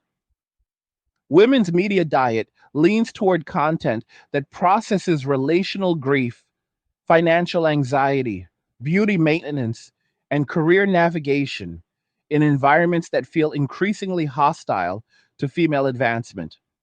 The divergence in information inputs produces divergence in behavioral outputs. Men double down on frugality, skill acquisition, and network building outside romantic contexts. Women cycle through hope, burnout, and renewed attempts to re engage men under terms that men have already rejected. Each cycle deepens mutual mistrust. Neighborhood composition shifts as a consequence. Areas with high concentrations of single professional women see rising demand for amenities, yoga studios, boutique fitness, upscale coffee shops, pet services that cater to solo lifestyles but command premium rents. Those same neighborhoods become less affordable for the very demographic driving the demand, pushing women farther out to suburbs or smaller cities where social networks are thinner and job opportunities scarcer. Men who remain single cluster in different patterns: affordable loft districts near tech corridors, rural properties with room for hobbies, or international locations offering lower costs and favorable dating markets. The geographic sorting creates visible contrasts. Women concentrated in expensive urban cores struggling to hold ground, men dispersing to places where their income stretches farther and social expectations are lighter. The educational debt burden deserves separate emphasis because it operates as a long duration anchor on women's financial mobility. Women hold roughly 60% of outstanding student loan debt, despite being slightly less than half the population with degrees. Graduate programs in fields women dominate, counseling, library science, public health, education, often cost as much as or more than STEM programs, yet lead to lower lifetime earnings. Repayment terms stretch 20 to 30 years in many cases, with interest capitalization turning modest original balances into six-figure obligations. During those repayment years, women are effectively locked out of aggressive wealth building. Every extra dollar goes to the loan servicer rather than a brokerage account or down payment. Men who avoided or minimized debt through trade schools, military service, employer tuition reimbursement, or simply not pursuing graduate degrees enter their 30s with no such drag, allowing them to capitalize on peak earning years in ways women cannot. The debt gap, therefore, becomes a wealth gap that compounds across decades. These structural asymmetries interact with cultural messaging in ways that harden positions on both sides. Women are still bombarded with narratives that equate female empowerment with career primacy, delayed family formation, and high standards in partners. The same narratives rarely emphasize the statistical probability of remaining single past 35, the financial cost of prolonged debt repayment, or the actuarial risks of aging without a committed co provider. Men, conversely, consume content that frames marriage as a high risk slash low reward proposition and celebrates bachelorhood as liberation. Neither messaging ecosystem spends much effort describing a realistic middle path: mutual respect, shared financial responsibility, modest expectations that might rebuild trust. The absence of that middle path leaves both groups talking past each other, with women demanding a return to provision norms that men no longer accept, and men insisting on reciprocity that women, shaped by different incentives, often do not offer. The cumulative impact on birth rates and population dynamics is already measurable and will become more pronounced. Total fertility rates in the United States have fallen below replacement level for nearly 2 decades, with the steepest drops among women with college degrees. Economic insecurity, housing unaffordability, student debt, and partner scarcity all contribute, but the withdrawal of men from long term commitment removes a critical precondition for childbearing. Children born outside stable partnerships face higher risks of poverty, educational disruption, and behavioral challenges, which in turn place greater strain on public systems. As the share of children raised by single mothers rises, so does the demand for social services, while the tax base shrinks because fewer adults form the high earning dual income households that historically funded those services. The demographic math becomes unforgiving: fewer workers supporting more retirees, more single adults requiring assistance in old age, and fewer children entering the labor force to replenish the system. In the end, the story is one of misaligned incentives producing predictable but painful outcomes. Men responded to change conditions by withdrawing resources and commitment. Women, still navigating institutions and cultural expectations built for a different era, find themselves carrying heavier loads with fewer supports. Adaptation remains possible through ruthless prioritization of skills that pay immediately, geographic mobility, to lower cost regions, aggressive debt reduction, intentional frugality, and redefinition of success away from relational markers. But the window narrows with each year that passes. Those who act decisively now will fare better than those who wait for external rescue that is unlikely to arrive. The men who have already left the game show no sign of returning under the old terms. The women still hoping for a reversal face a lengthening odds sheet. Society will adapt around this new reality one way or another through changed laws, rebuilt norms, or simply the slow sorting of winners and losers in a world where interdependence is no longer the default setting. The consequences cascade into the realm of workplace culture and organizational behavior in ways that are only now becoming fully visible. Companies that once assumed a relatively stable workforce with predictable life events, marriage, home purchases, children, are recalibrating for a reality in which a growing proportion of employees, especially women in their late 20s through early 40s, arrive each day carrying acute financial strain that has no obvious outlet or relief valve. Human resources professionals report a marked increase in requests for emergency salary advances, hardship loans, flexible spending account adjustments for unexpected medical or housing costs, and mental health days framed around financial stress rather than traditional burnout. These requests rarely come from men in comparable roles. The men who remain single and childless tend to maintain larger personal cash buffers precisely because they eliminated the recurring drain of dating and relationship expenses years earlier. The disparity creates subtle tensions inside teams.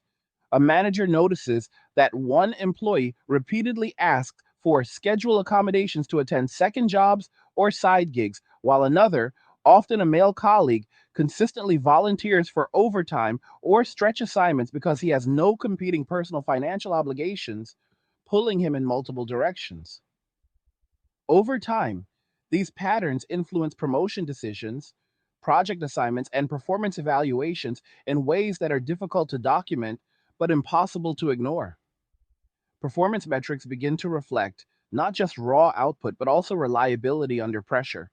And the employee who can focus without the background noise of looming bills or multiple income streams gains an edge that compounds across years.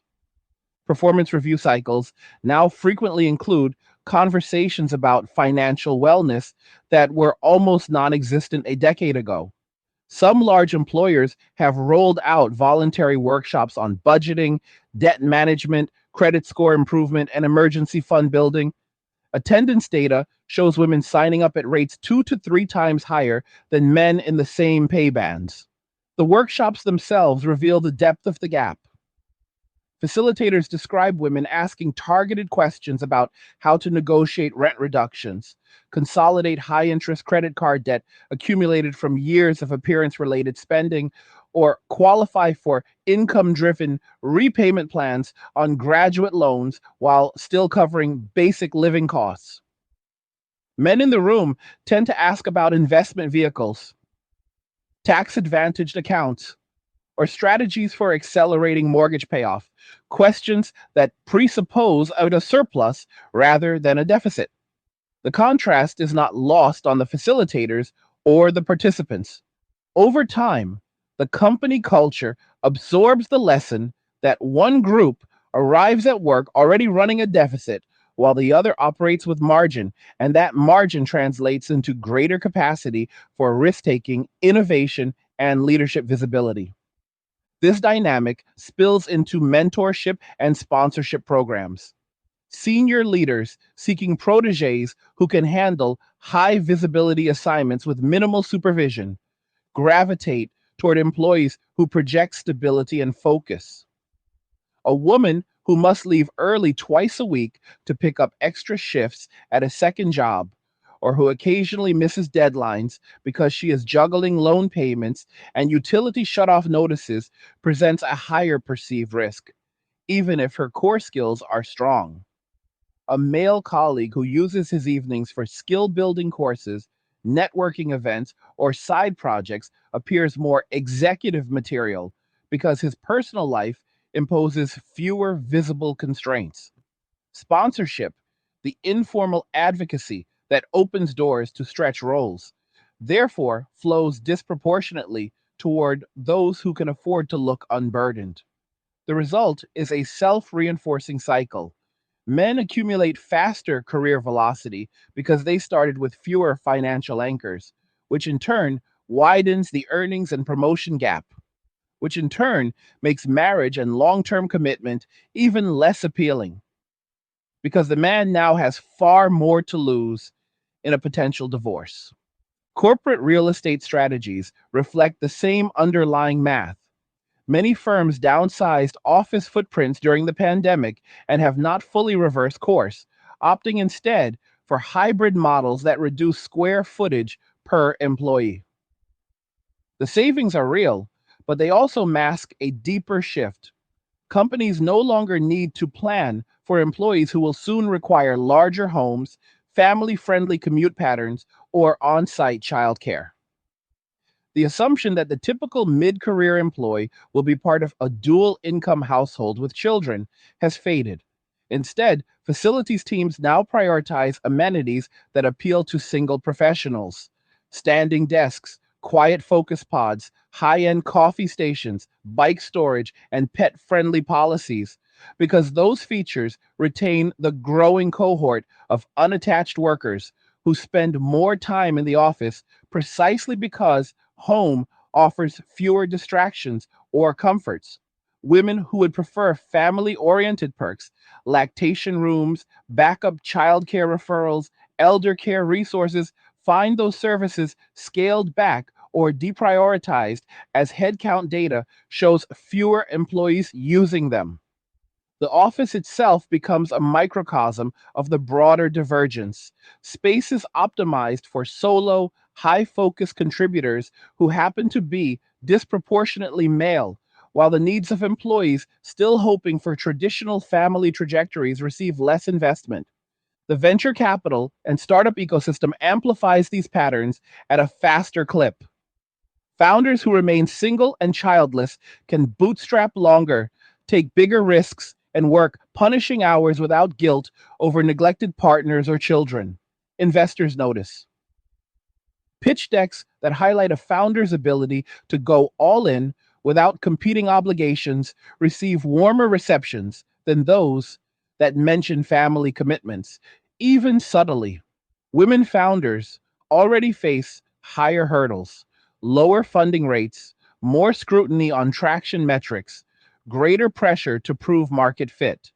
Yet many also carry the additional burden of student debt and lower personal savings that force them to seek salary paying jobs sooner rather than iterating on a venture full time. The result is a compounding advantage for male zealot startups in high growth sectors: more runway, more founder obsession, more investor confidence. Over a decade, this tilts the ownership of tomorrow's wealth generating companies even further toward men who opted out of family formation early. Nonprofit and public sector workplaces feel the strain differently, but no less acutely. Government agencies, schools, hospitals, and social service organizations remain heavily female, and those fields have seen the sharpest impact from inflation on fixed public sector salaries.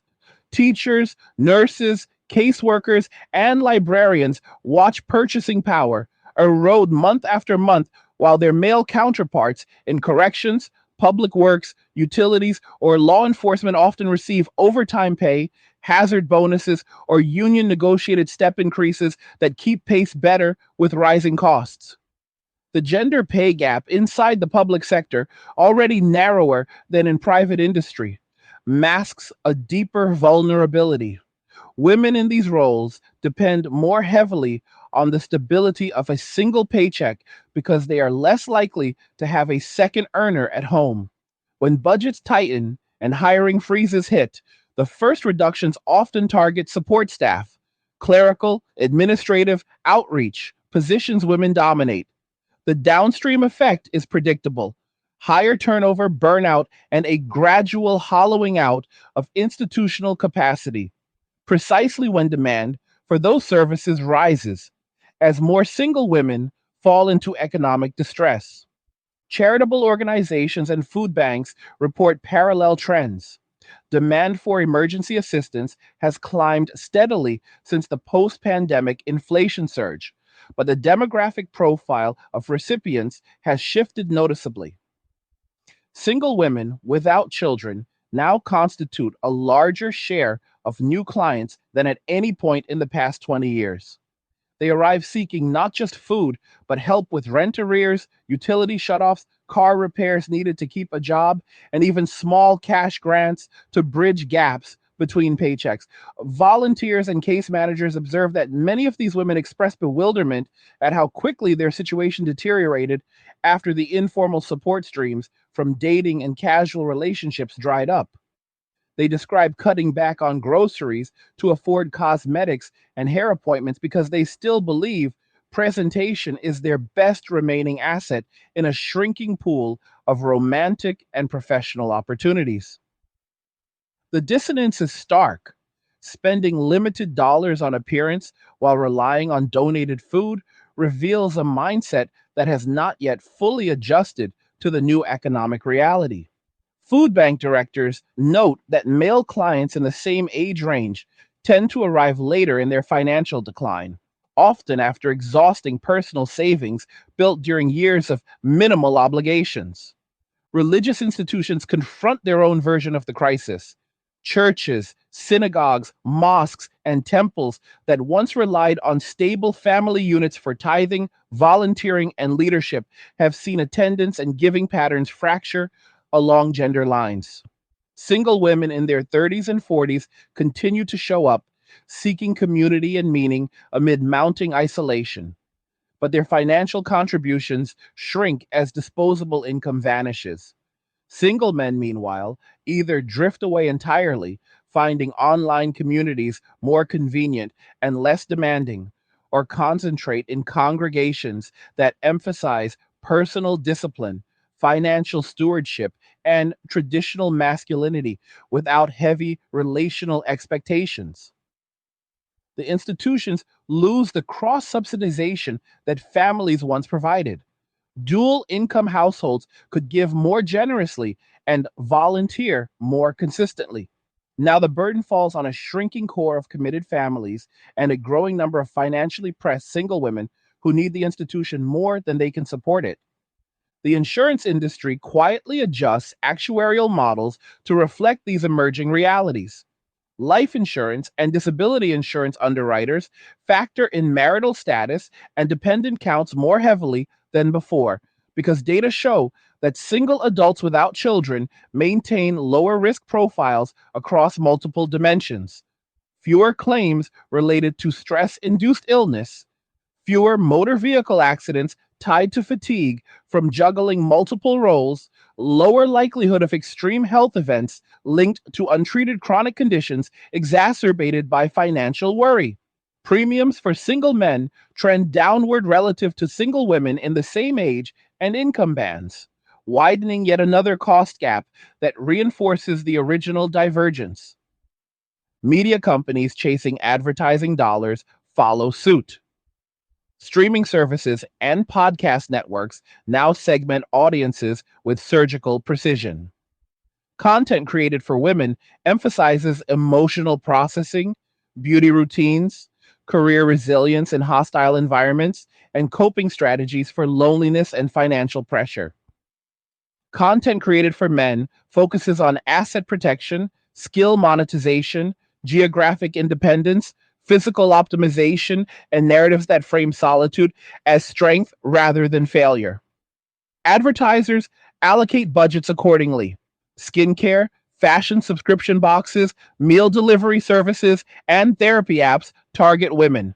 Brokerage platforms, fitness equipment, online courses, and travel gear target men. The revenue split grows more lopsided over time because men retain greater discretionary spending power, while women's spending concentrates in categories that offer short term relief rather than long-term appreciation. These micro adjustments across dozens of industries create a macro environment that feels increasingly hostile to anyone still operating under the old relational assumptions. Women who continue to prioritize appearance, networking events, dating app subscriptions, and lifestyle maintenance as hedges against scarcity find their budgets squeezed from every direction at once. Men who eliminated those categories years ago watch their margins expand, giving them room to absorb shocks, layoffs, market corrections, health issues that would devastate a single income budget already stretched thin. The political discourse around these trends remains fractured and largely impotent. Progressive voices call for stronger social safety nets, universal health care, affordable housing mandates, and student debt cancellation, framing the crisis as a failure of collective provision. Conservative voices urge a return to traditional family structures, faulting cultural shifts for undermining marriage and warning of civilizational decline if birth rates continue falling. Neither camp has produced legislation that meaningfully reverses the incentive structure men face. Proposals to reform divorce law, strengthen prenuptial enforceability, or offer tax credits for long term marriages encounter resistance from those who view them as regressions to patriarchal norms. Proposals to expand welfare benefits or forgive debt encounter resistance from taxpayers who see themselves subsidizing choices they avoided.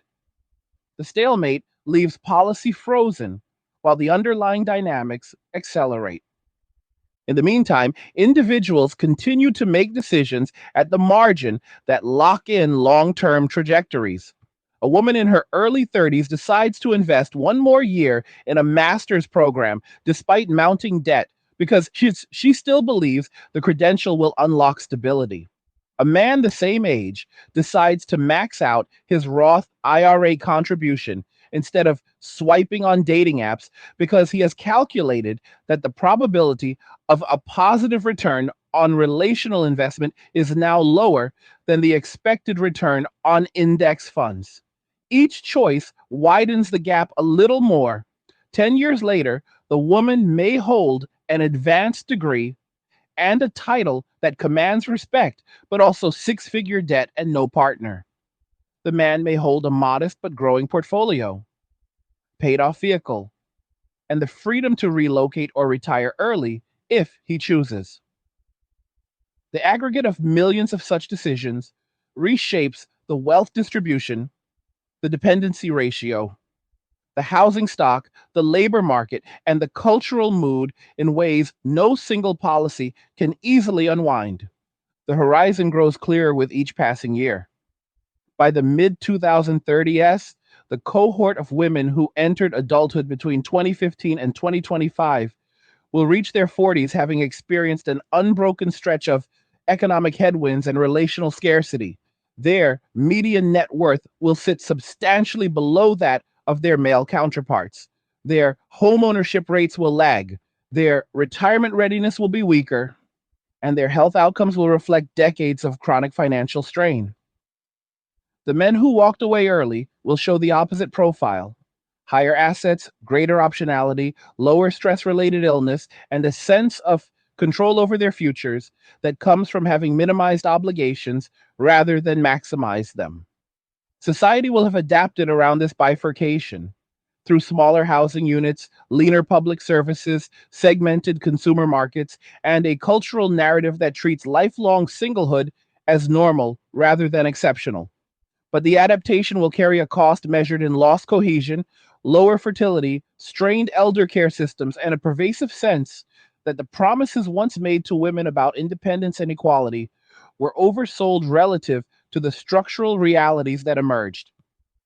None of this is irreversible at the individual level. Women who recognize the changed landscape early can still pivot, acquiring high demand technical skills, moving to regions where housing and living costs align better with median female earnings, ruthlessly cutting non essential spending, building emergency funds before anything else, and redefining success around personal sovereignty rather than relational validation. Those who delay or deny the shift risk descending further into the precarity already visible among their slightly older peers.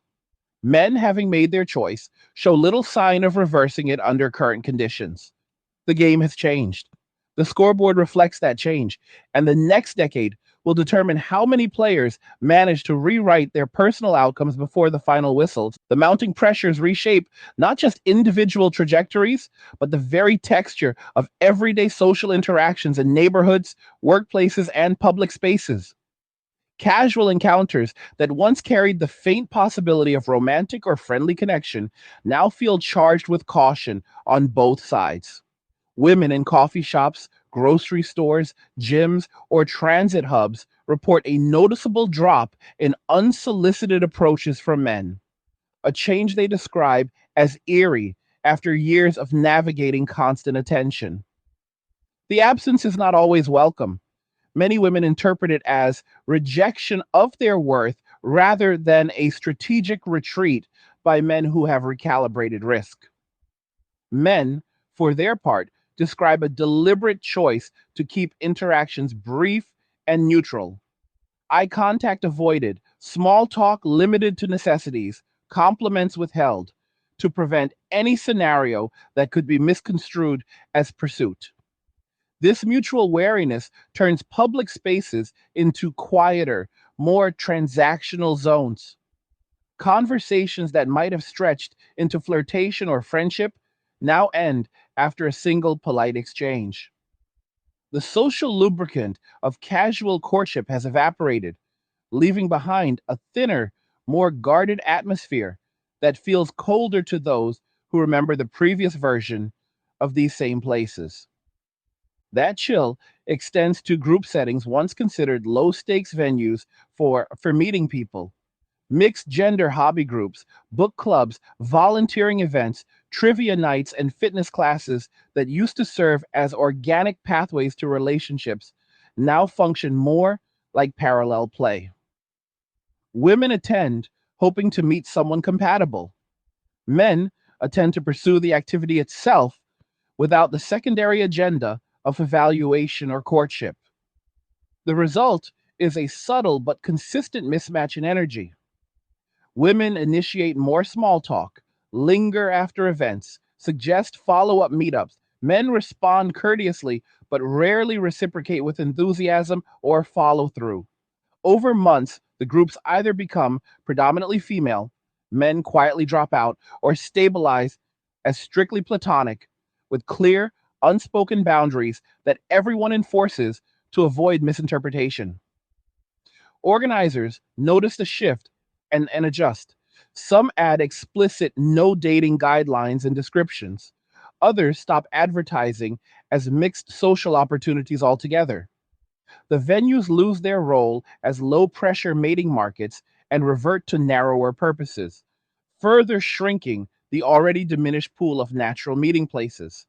Online spaces follow a parallel trajectory, but at accelerated speed. Dating apps, once bustling marketplaces, have seen usage patterns diverge sharply.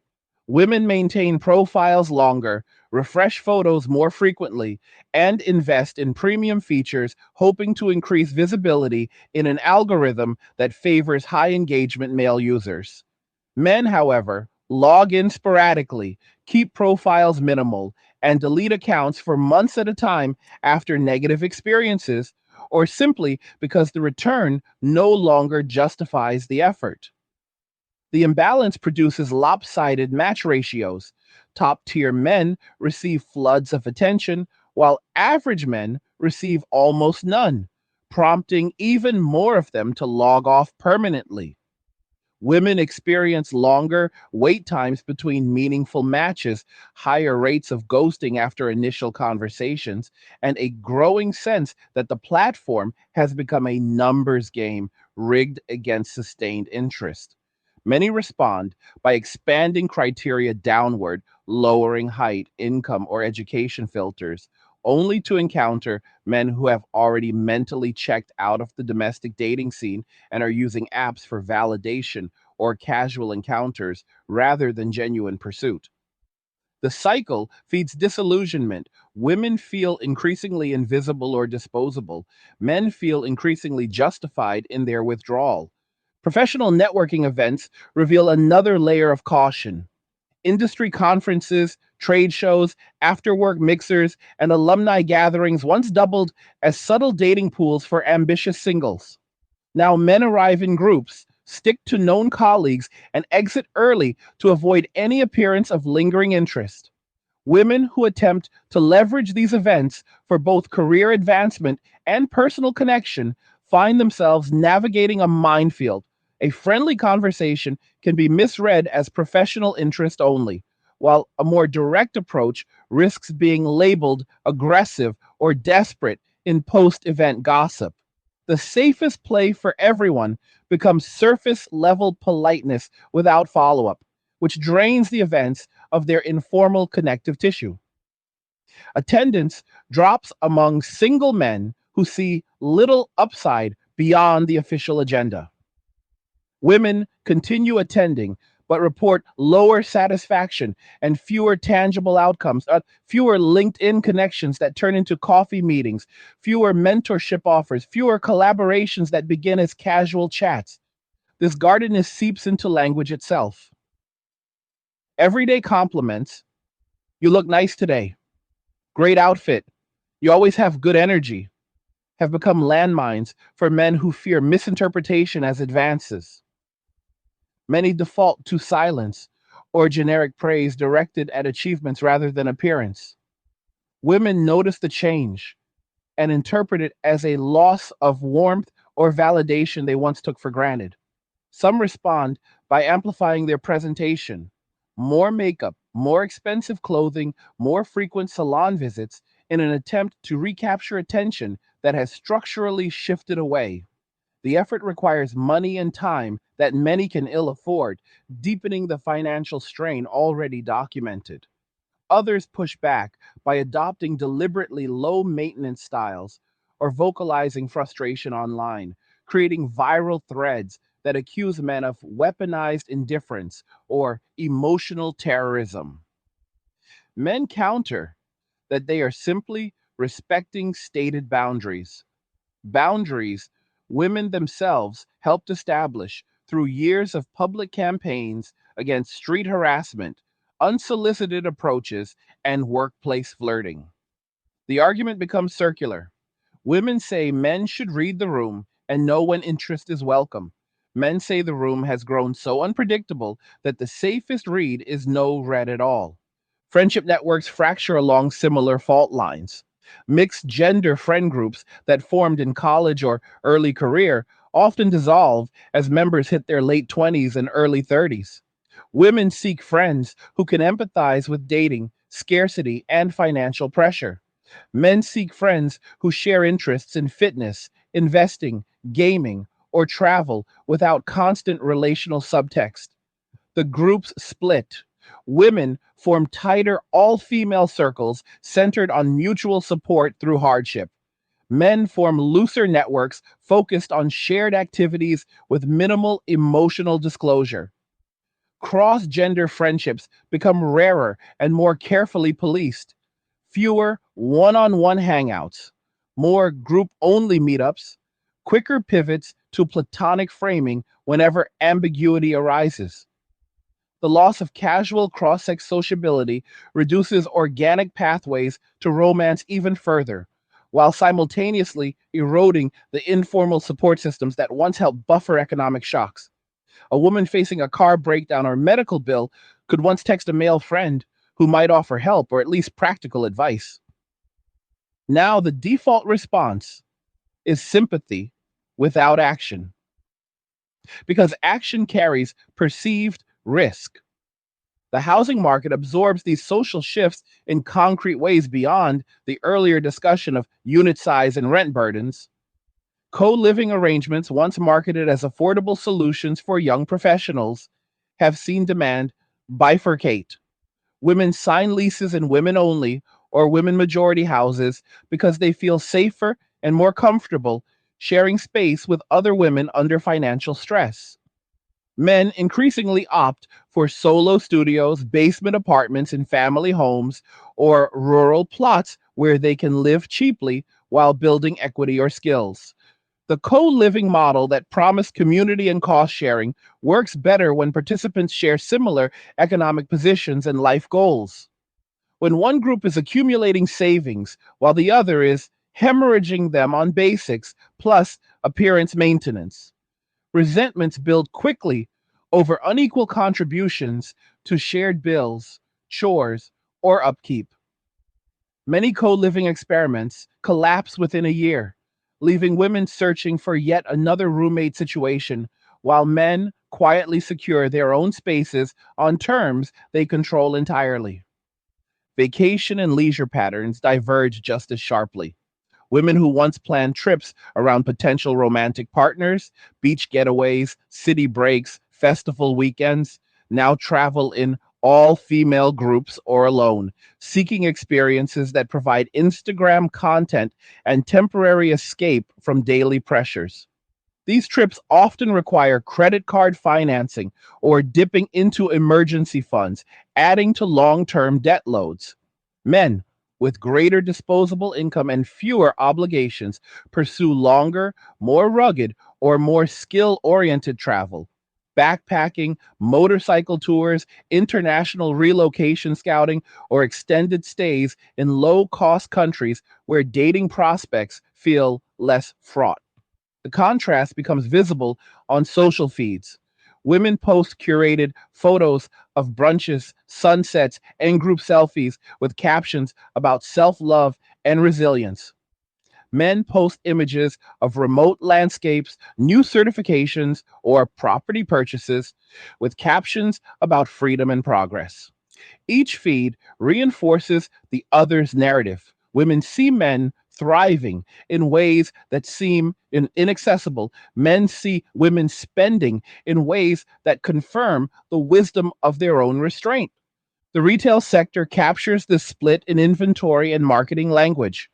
Stores that once stocked couples oriented products, matching his and hers gifts, engagement jewelry, home decor for shared spaces, now emphasize solo indulgence, personal fragrances, high end skincare sets, modular furniture for small apartments, subscription services for self care. Advertising copy speaks directly to women about treating yourself because you deserve it, framing consumption as empowerment, even as the purchases strain budgets already stretched by rent and debt. Men's retail skews toward utility and durability. Multi tools, minimalist wallets, rugged outerwear, tech gadgets that enhance productivity or independence.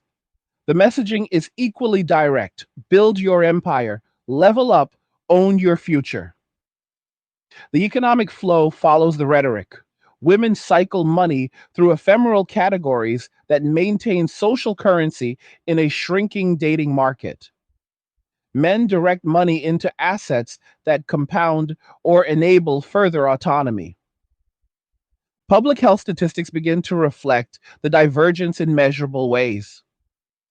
Chronic stress markers, cortisol levels, blood pressure, sleep quality trend worse among single women in their 30s and 40s than among single men of the same age cohort. Women report higher incidence of anxiety disorders, depression linked to financial insecurity, and stress related autoimmune flares. Preventative care visits drop when copays compete with groceries or rent, allowing minor conditions to become chronic. Men with larger cash buffers maintain consistent gym memberships, annual physicals, dental cleanings, and mental health check ins because they can afford both the time and the out of pocket costs. The gap in self reported life satisfaction widens. Men who embraced minimalism score higher on measures of contentment and purpose. Women navigating persistent scarcity score lower, with many citing loneliness and economic anxiety as primary drivers. Education reform conversations at the policy level start to grapple with these outcomes. High school guidance counselors face pressure to steer more girls toward vocational tracks. Coding boot camps, trade apprenticeships, healthcare certifications that offer quicker entry to six-figure earnings rather than 4-year degrees in lower paying fields. Yet cultural messaging still glorifies the college experience as the path to empowerment, creating a tug of war between parental expectations, peer influence, and emerging labor market realities. Young women who follow the traditional route often graduate into the same occupational bottlenecks their older sisters encountered, while young men who skip or shorten college enter trades or tech roles with immediate income advantages that let them bypass the debt trap altogether.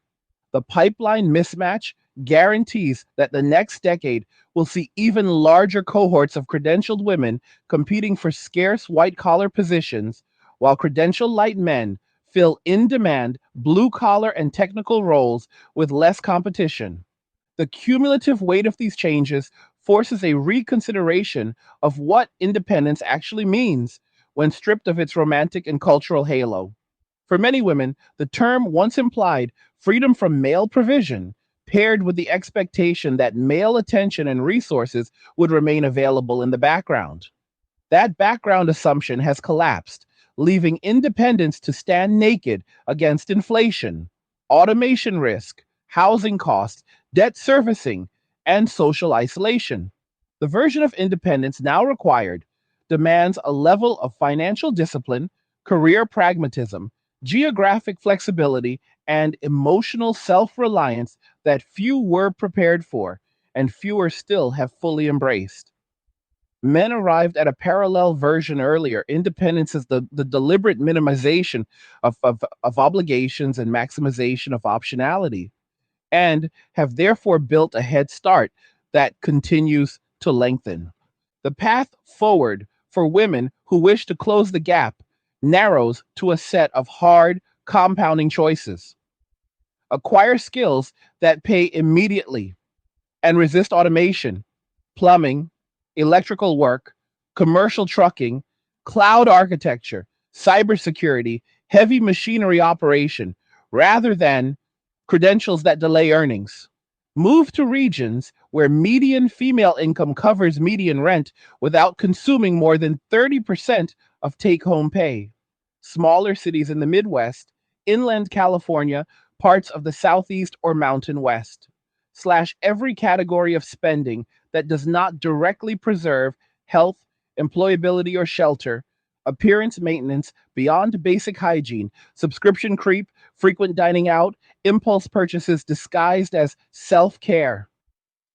Build cash reserves before anything else. 3 to 6 months of expenses in a high yield account provides more security than any dating strategy ever could. Cultivate networks based on mutual utility rather than emotional validation. Professional contacts who share job leads, female roommates who split costs equitably, mentors who teach money management rather than empowerment platitudes. Redefine success metrics away from relational status toward measurable control. Debt free date, home equity stake, passive income stream, geographic mobility, health span extension. Those choices are available but not easy. They require rejecting cultural scripts that equate female worth with beauty investment, relational pursuit, or credential prestige. They require accepting that the era of subsidized independence has ended and that self sufficiency now means something closer to solitary endurance than celebrated autonomy. Men have already internalized that shift and structured their lives around it. Women who do the same can still forge viable paths. Those who wait for the market to revert or for men to return under old terms face a lengthening timeline of diminishing options. The broader society will continue reorganizing itself around this new equilibrium. Birth rates will stabilize at lower levels. Household formation will skew towards smaller single person units. Public budgets will stretch to cover more single adults in old age. Cultural narratives will gradually normalize lifelong singlehood as a legitimate and even preferable outcome rather than a temporary state. The divergence that began as a quiet withdrawal will solidify into a structural feature of 21st century Western life. One group steadily accumulating resources and peace, the other grappling with scarcity and adaptation under tighter constraints than anyone anticipated when the original bargain was struck. The transformation reaches its most unforgiving phase when viewed through the lens of time itself. The slow, relentless erosion of options that accompanies aging in a system no longer structured to cushion single women against economic gravity. By the time a woman crosses into her mid 40s without a committed partner, without children who might one day provide reciprocal support, and without substantial accumulated assets, the arithmetic of survival becomes brutally simple. Monthly expenses that once seemed manageable on a dual income trajectory now consume every dollar of take home pay and then some. A modest apartment in a mid tier city still demands $1,500 to $2,000 after utilities and insurance. Groceries for one person hover around $400 to $500, even with careful shopping. Healthcare premiums, co-pays, and uncovered services easily reach 300 to 500 monthly for someone with average health needs that tend to increase with age. Transportation, whether car ownership or public transit, plus occasional ride shares, adds another 3 to 400. Debt minimums, if student loans, credit cards, or personal loans remain outstanding, claim whatever is left before discretionary spending even enters the picture. The margin for error vanishes. One moderate emergency, a root canal, a leaking roof that the landlord refuses to fix promptly, a car transmission failure, or a period of reduced hours at work, pushes the entire structure into collapse. Savings accounts that never reached five figures dwindle to emergency only levels within months. Retirement accounts, if they exist at all, sit at fractions of what actuarial tables recommend for a comfortable later life. The safety net once provided by a partner's income, shared assets, or even informal help during lean periods no longer exists. Government programs step in only after catastrophic depletion, meaning a woman must first spend down to near poverty before qualifying for meaningful aid. The descent is not dramatic in any single month. It is a gradual tightening that leaves less and less room to breathe until breathing itself becomes the primary daily task. This phase coincides with biological and professional realities that narrow pathways even further. Menopause arrives on its own schedule, often bringing hot flashes, sleep disruption, mood volatility, and increased risk of osteoporosis or cardiovascular issues that require proactive management. Hormone replacement therapy, while effective for many, carries monthly costs that compete directly with rent and food when insurance coverage is partial or absent. Preventive screenings on mammograms, bone density scans, colonoscopies become the annual or biennial obligations that cannot be deferred without risking later stage diagnoses. The same woman who once deferred medical care to cover cosmetics or dating app subscriptions now faces bills that dwarf those earlier choices. Career momentum, already hampered by occupational segregation and automation exposure, slows further. Mid 40s is typically the decade when professionals either reach senior levels or plateau. For women in fields with high turnover or limited upward mobility, education, nonprofit work, administrative support, retail management, certain healthcare roles, the plateau arrives early and hard. Raises become cost of living adjustments at best. Opportunities for lateral moves shrink as employers prefer younger, cheaper hires for entry level positions and view mid career women as higher risk for family related absences, even when no family exists. Age discrimination, though illegal, operates through proxies: cultural fit, energy level, long term commitment to the organization. Resumes with gaps or part time stints draw extra scrutiny. The result is stagnation at a salary that barely kept pace with inflation during the 30s and now falls further behind with each passing year. Men in the same age bracket experience the opposite dynamic.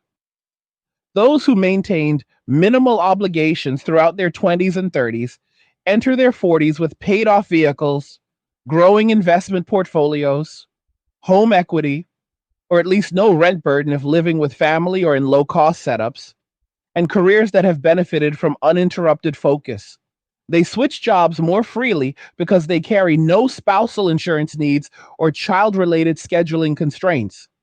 They negotiate harder because losing a position does not threaten household stability. They invest aggressively because compounding works faster when starting principal is larger and contributions are consistent.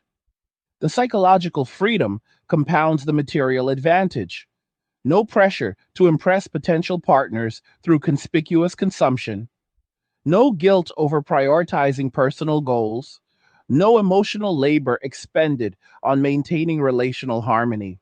Many report peak life satisfaction in this decade precisely because they avoided the traditional milestones that once defined success, but now appear optional or even burdensome. The contrast sharpens in family adjacent social circles. Siblings, cousins, and longtime friends who followed conventional paths, marriage, children, mortgages, begin to form extended family networks that provide mutual aid. Grandparents babysit, aunts and uncles share hand me downs, cousins trade favors during moves or illnesses. Single women without children often stand outside these networks or participate only as recipients rather than equal contributors. Holiday gatherings shift from balanced potlucks to events centered on the children of married siblings. Invitations arrive with less frequency or come laced with subtle pity. We'd love to have you. You're always welcome. The emotional tax accumulates, gratitude mixed with resentment, belonging mixed with outsider status. Women who once dismissed family formation as optional now witness its practical value in crisis moments: someone to call at 2 a.m., during a health scare, someone to stay with during surgery recovery, someone to share the load of caring for aging parents.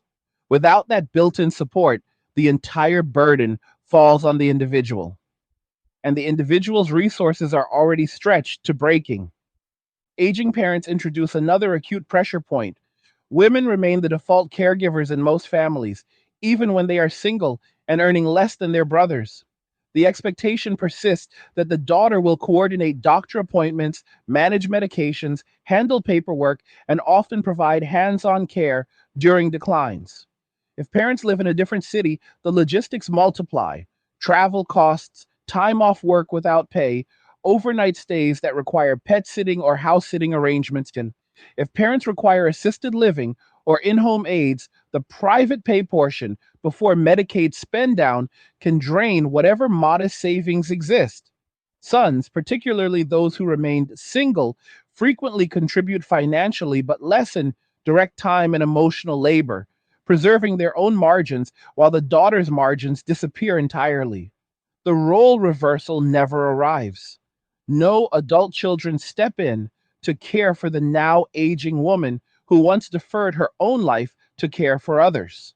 The cycle ends with her alone, managing her own decline on whatever remains after decades of supporting everyone else. And financial products marketed to this demographic reveal the market's cold assessment of the situation. Reverse mortgages gain traction among single women homeowners who bought small condos or townhouses in their 30s but now face fixed incomes and rising property taxes. The loans allow them to extract equity without monthly payments, but the trade off is steep. Interest compounds, eating into inheritance value, often zero anyway, and leaving less for eventual long-term care. Annuities pitched as guaranteed income for life appeal to women terrified of outliving assets. Yet high fees and surrender charges reduce effective returns. Life insurance policies sold as final expense coverage target fears of burdening others with funeral costs, even though no one may remain to claim that burden. Credit card companies offer balance transfer promotions followed by steep penalty rates, trapping women who use them to bridge gaps between paychecks. Payday lenders and auto title loans cluster in neighborhoods with high concentrations of single middle aged women, profiting from desperation that conventional banks avoid. The ecosystem feeds on scarcity rather than preventing it. Community responses emerge unevenly. Some cities launch single women focused mutual aid networks, shared grocery buying clubs, bulk cooking days, tool libraries, skill sharing workshops for home repairs, and financial literacy. Participation varies. Trust issues arise when economic positions differ widely within the group. Other initiatives falter because volunteers burn out or because participants need immediate cash more than long term solidarity. Faith communities attempt to fill gaps through benevolence funds, meal trains, and visitation programs, but declining membership and giving limit scale. Online forums dedicated to single women over 40 become lifelines for advice and commiseration, yet the tone often veers toward resignation. This is just how it is now. Men aren't coming back. Focus on yourself because no one else will. The advice, while pragmatic, rarely points to structural escape routes that reverse the trajectory. Policy experiments at state and local levels test partial remedies. Some jurisdictions offer property tax deferrals for single homeowners over a certain age, allowing taxes to accrue as liens repaid upon sale or death. Others expand senior housing vouchers or create priority lists for subsidized apartments tailored to single occupants. Pilot programs provide micro grants for trade school tuition aimed at women over 35 seeking quick reskilling into higher paying fields. Results are mixed. Uptake is slow among women already exhausted by survival demands. Completion rates suffer when participants juggle multiple jobs and funding remains limited compared with need. Federal conversations about expanding Social Security survivor benefits to never married individuals or creating caregiver credits for unpaid family labor gain traction in progressive circles but stall against fiscal realities and competing priorities. The hardest reality settles in during quiet moments. The recognition that the window for reversal closed years earlier. Decisions made in the 20s, pursuing degrees with modest earnings potential, prioritizing appearance over aggressive saving, accepting dating dynamics that treated male provision as entitlement rather than reciprocity, set trajectories that proved difficult to alter once momentum built. Course corrections attempted in the 30s, career switches, geographic moves, debt consolidation plans often arrived too late to outrun compounding costs and lost compounding gains. By the 40s, the math locks in. The remaining productive years must service existing obligations rather than build new wealth. The retirement horizon shrinks while life expectancy extends, creating a longer period of potential shortfall. Men who walked away early avoid this arithmetic entirely. Their 40s become a decade of optionality. Early semi retirement experiments, extended travel, passion projects, relocation to lower tax or lower cost countries, or simply enjoying compound growth without interruption. They face their own challenges, potential loneliness, questions about legacy, health maintenance without a built in advocate. But those challenges arrive with financial breathing room that transforms burdens into manageable inconveniences. Society absorbs the shift gradually but irreversibly. Birth rates stabilize at levels that require sustained immigration to maintain population. School districts consolidate as enrollment drops. Elder care facilities expand while family sized housing stock ages without replacement buyers.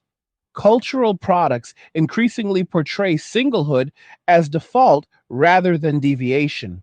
Television shows, novels, and films center protagonists who navigate life without partners, not as tragedy, but as circumstance. The narrative of romantic fulfillment recedes. Stories of self mastery, chosen solitude, and late life reinvention rise in prominence. For the women still in earlier stages, the message remains stark but actionable. Act with urgency on the variables still under control. Prioritize income velocity over prestige.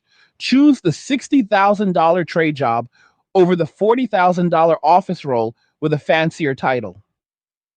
Live in places where rent consumes no more than 25% of gross pay, even if that means leaving familiar cities. Eliminate every recurring expense that does not directly extend health span or employability. Treat dating as a luxury rather than a necessity. Any energy spent on presentation or apps subtracts from wealth building. Build alliances based on reciprocal utility, professional peers who trade job leads, neighbors who share tools and childcare swaps if children exist, mentors who teach negotiation and investing rather than affirmation. Accept that external rescue is improbable and structure life accordingly. Those who internalize this shift earliest will carve out stability where others find only decline. Those who cling to older expectations will discover too late that the rules changed permanently while they were still playing by the previous set. The divergence is no longer emerging, it is entrenched. The coming decades will measure its full depth in asset gaps, health disparities, dependency ratios, and the quiet reshaping of what it means to age alone in a society that once assumed no one would have to. The consequences settle deepest in the institutions designed to outlast individual lives, the ones that were built assuming steady population replacement, continuous family formation, and a roughly balanced distribution of caregiving and economic roles across genders. Pension systems, already strained by longer lifespans and lower birth rates, now face an additional pressure. A growing cohort of women entering retirement age with thinner contribution histories, lower lifetime earnings, and no spousal or survivor benefits to draw upon.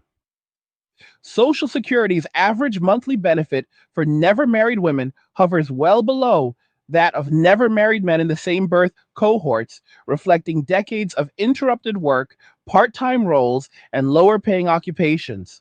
When private retirement savings are minimal, often under $50,000 for single women who spent their peak earning years servicing debt and covering solo living costs, the public program becomes the primary and frequently insufficient income source. Cost of living adjustments help, but they rarely keep pace with healthcare inflation or the special expenses that accompany frailty: home modifications, transportation to medical appointments, over the counter medications not covered by Part D, or supplemental long term care services that Medicaid only partially reimburses after asset depletion. The result is a quiet but accelerating shift toward institutionalization earlier than previous generations experienced. Nursing homes and assisted living facilities see their resident demographics tilt further towards single women who outlive their savings faster than single men or coupled individuals. Facilities in lower cost regions fill quickest, pulling women away from familiar cities and social ties at the exact moment mobility and cognition begin to decline. Medicaid long term care spending balloons as a consequence. States already allocate the majority of their Medicaid dollars to elderly and disabled care rather than acute services for children or working age adults. As more single women reach the spend down threshold, typically around $2,000 in countable assets, the program absorbs larger caseloads of women who once believed career independence would shield them from this outcome. Budget battles intensify. Governors face pressure to raise taxes, cut provider reimbursement rates, which drives facilities to close or reduce quality, or impose stricter asset rules that force even more aggressive depletion before eligibility. Rural areas suffer most acutely. Fewer facilities exist, waitlists stretch for years, and families, if any remain, must either relocate parents across state lines or accept substandard local options. The women who arrive at these facilities often do so after exhausting every private resource, leaving behind small apartments cleared out by estate sale companies that specialize in quick liquidation of modest possessions. Personal effects, photo albums, jewelry given as self gifts, clothing purchased for dates that never materialized end up in donation bins or landfills, erasing traces of lives lived under the promise that self reliance would be rewarded with security. Funeral and end of life industries adapt in parallel. Prepaid funeral plans marketed to single women over 50 emphasize no burden on others as the primary selling point, even when no others may exist to bear that burden. Cremation rates climb faster among this demographic because burial plots and perpetual care fees represent expenses few can justify. Obituary pages is in local newspapers carry more entries for women survived only by distant cousins, former colleagues, or beloved pets. Memorial services shrink to small gatherings in community rooms or online streams watched by a handful of people who once shared a workplace or hobby. The cultural script of a life well lived, surrounded by family, celebrated by generations, gives way to quieter conclusions where closure comes from within or not at all. Grief counselors report increased demand from women in their 60s and 70s who mourn not just lost loved ones, but the absence of the relational scaffolding they assumed would be there at the end. Urban planning departments confront the physical legacy of this shift. Cities that expanded aggressively during the baby boom and millennial housing booms now face aging in place challenges tailored to a different household composition. Sidewalk ramps, accessible transit stops, and senior friendly apartment layouts were designed with couples or families in mind. Extra bedrooms for visiting children, ground floor units near bus lines for two people sharing errands. Single women aging alone need different configurations. Smaller, fully accessible one bedrooms with wide doorways, roll in showers, lever handles, and emergency call systems integrated into the building. Retrofitting older stock proves expensive and slow. New construction pivots toward micro units and co housing models that promise community without assuming romantic pairing. Yet many of these projects struggle to attract financing because developers worry about occupancy rates when the target demographic lacks the dual incomes needed to pay premium rents for lifestyle amenities. Public parks and libraries become de facto senior centers for women who can no longer afford club memberships or travel, but still crave human contact. Benches fill with small groups swapping stories about utility rate hikes, pharmacy copays, and the latest round of doctor visits. The scenes are subdued, practical, and largely invisible to younger residents rushing past on their way to work. The labor market in elder care itself reflects the irony most sharply.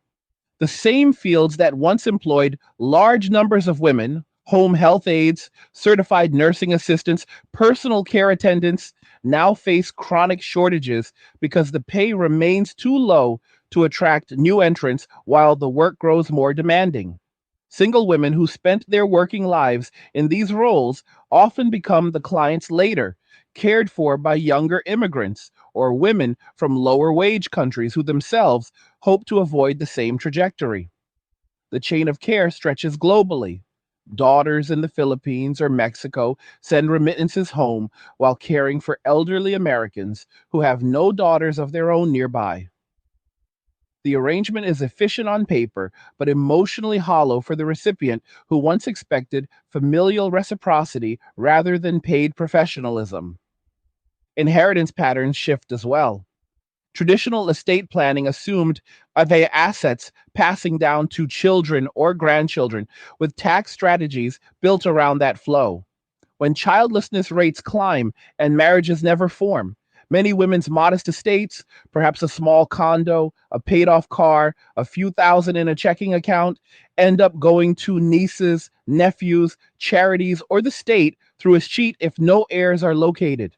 Attorneys specializing in probate see more cases of unclaimed property and more petitions to locate distant relatives through genealogical databases. The wealth that once recycled within families now leaks outward or dissipates entirely, reducing the intergenerational transfer that historically buffered later generations against poverty. Single men, by contrast, often leave larger estates, investment accounts, real estate purchased during years of surplus, life insurance policies taken out for tax advantages that pass to siblings, charities they chose deliberately, or even distant causes they supported online.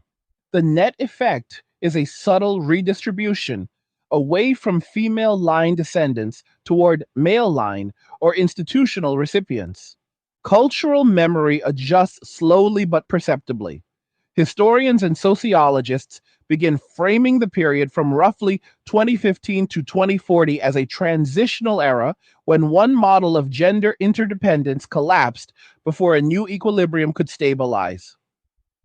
Textbooks in gender studies courses include chapters on the withdrawal phase, analyzing men's disengagement as a rational response to perceived imbalances in risk, reward, and legal exposure. Popular nonfiction titles explore the phenomenon from multiple angles: economic autopsies of single female poverty trajectories, psychological profiles of men who chose solitude, demographic forecasts of shrinking family sizes, and personal memoirs from women who navigated the transition successfully through radical pragmatism. Streaming documentaries interview women in their 70s reflecting on choices made half a century earlier: degrees pursued, partners rejected, lifestyles funded by informal male support that vanished overnight. The tone varies from regret to defiant acceptance, but the common thread is recognition that the social contract they entered adulthood expecting no longer existed by the time they reached middle age. Younger generations absorb these lessons unevenly. Girls coming of age in the late 2020s and 2030s grow up seeing older single women in their communities struggle in ways their grandmothers did not. Some internalize the warning early, choosing vocational tracks, delaying consumption, prioritizing savings, and approaching relationships with clear eyed transactional awareness. Others rebel against the perceived harshness of that path, doubling down on traditional feminine presentation and romantic pursuit in hopes that enough beauty and charm can still summon provision from somewhere. Social media platforms host dueling content streams. One side showing women in trades earning six figures at 25, living debt free in affordable cities, traveling solo. The other side showing luxury dates, designer purchases, and asks captions insisting that the right man will provide.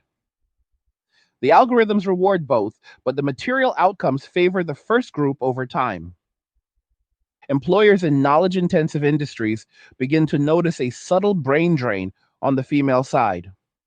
Women who could once be retained through promises of work life balance or advancement now leave sooner for better paying, more stable roles in male dominated technical fields, or even exit the corporate ladder entirely to start small service businesses, mobile, notary, home organizing, pet sitting, freelance bookkeeping that offer immediate cash flow without long credentialing periods.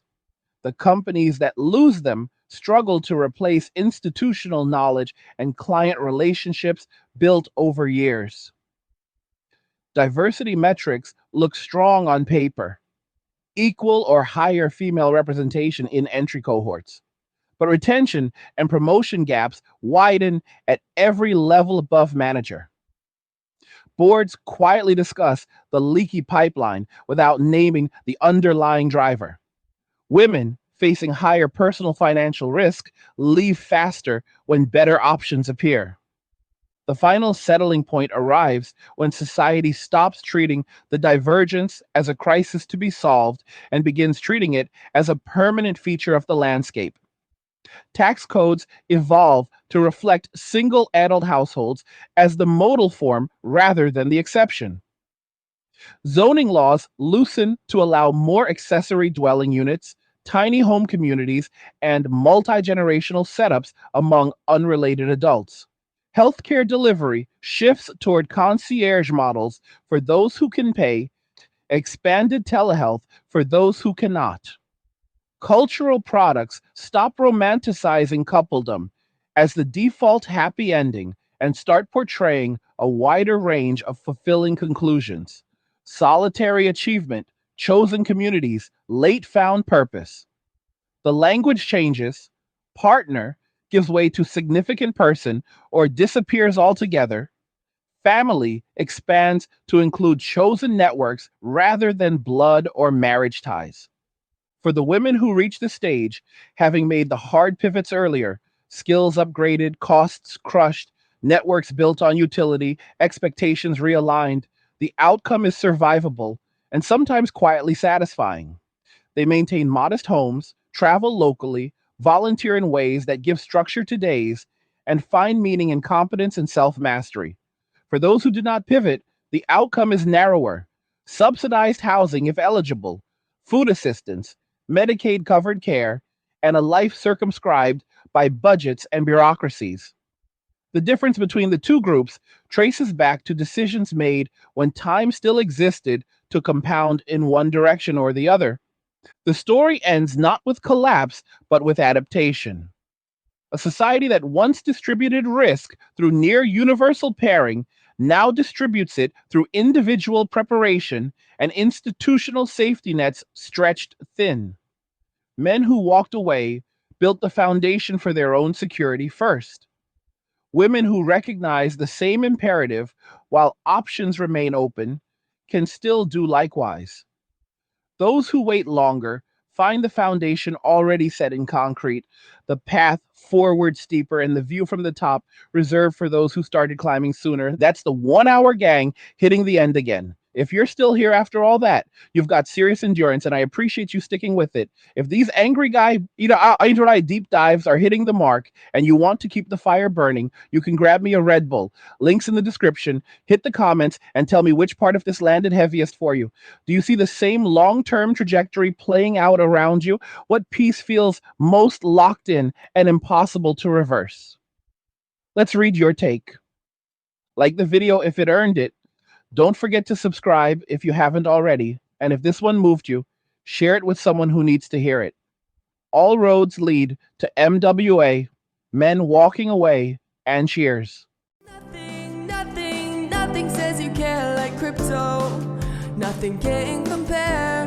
Nothing says you care like crypto. Oh, nothing can compare to crypto.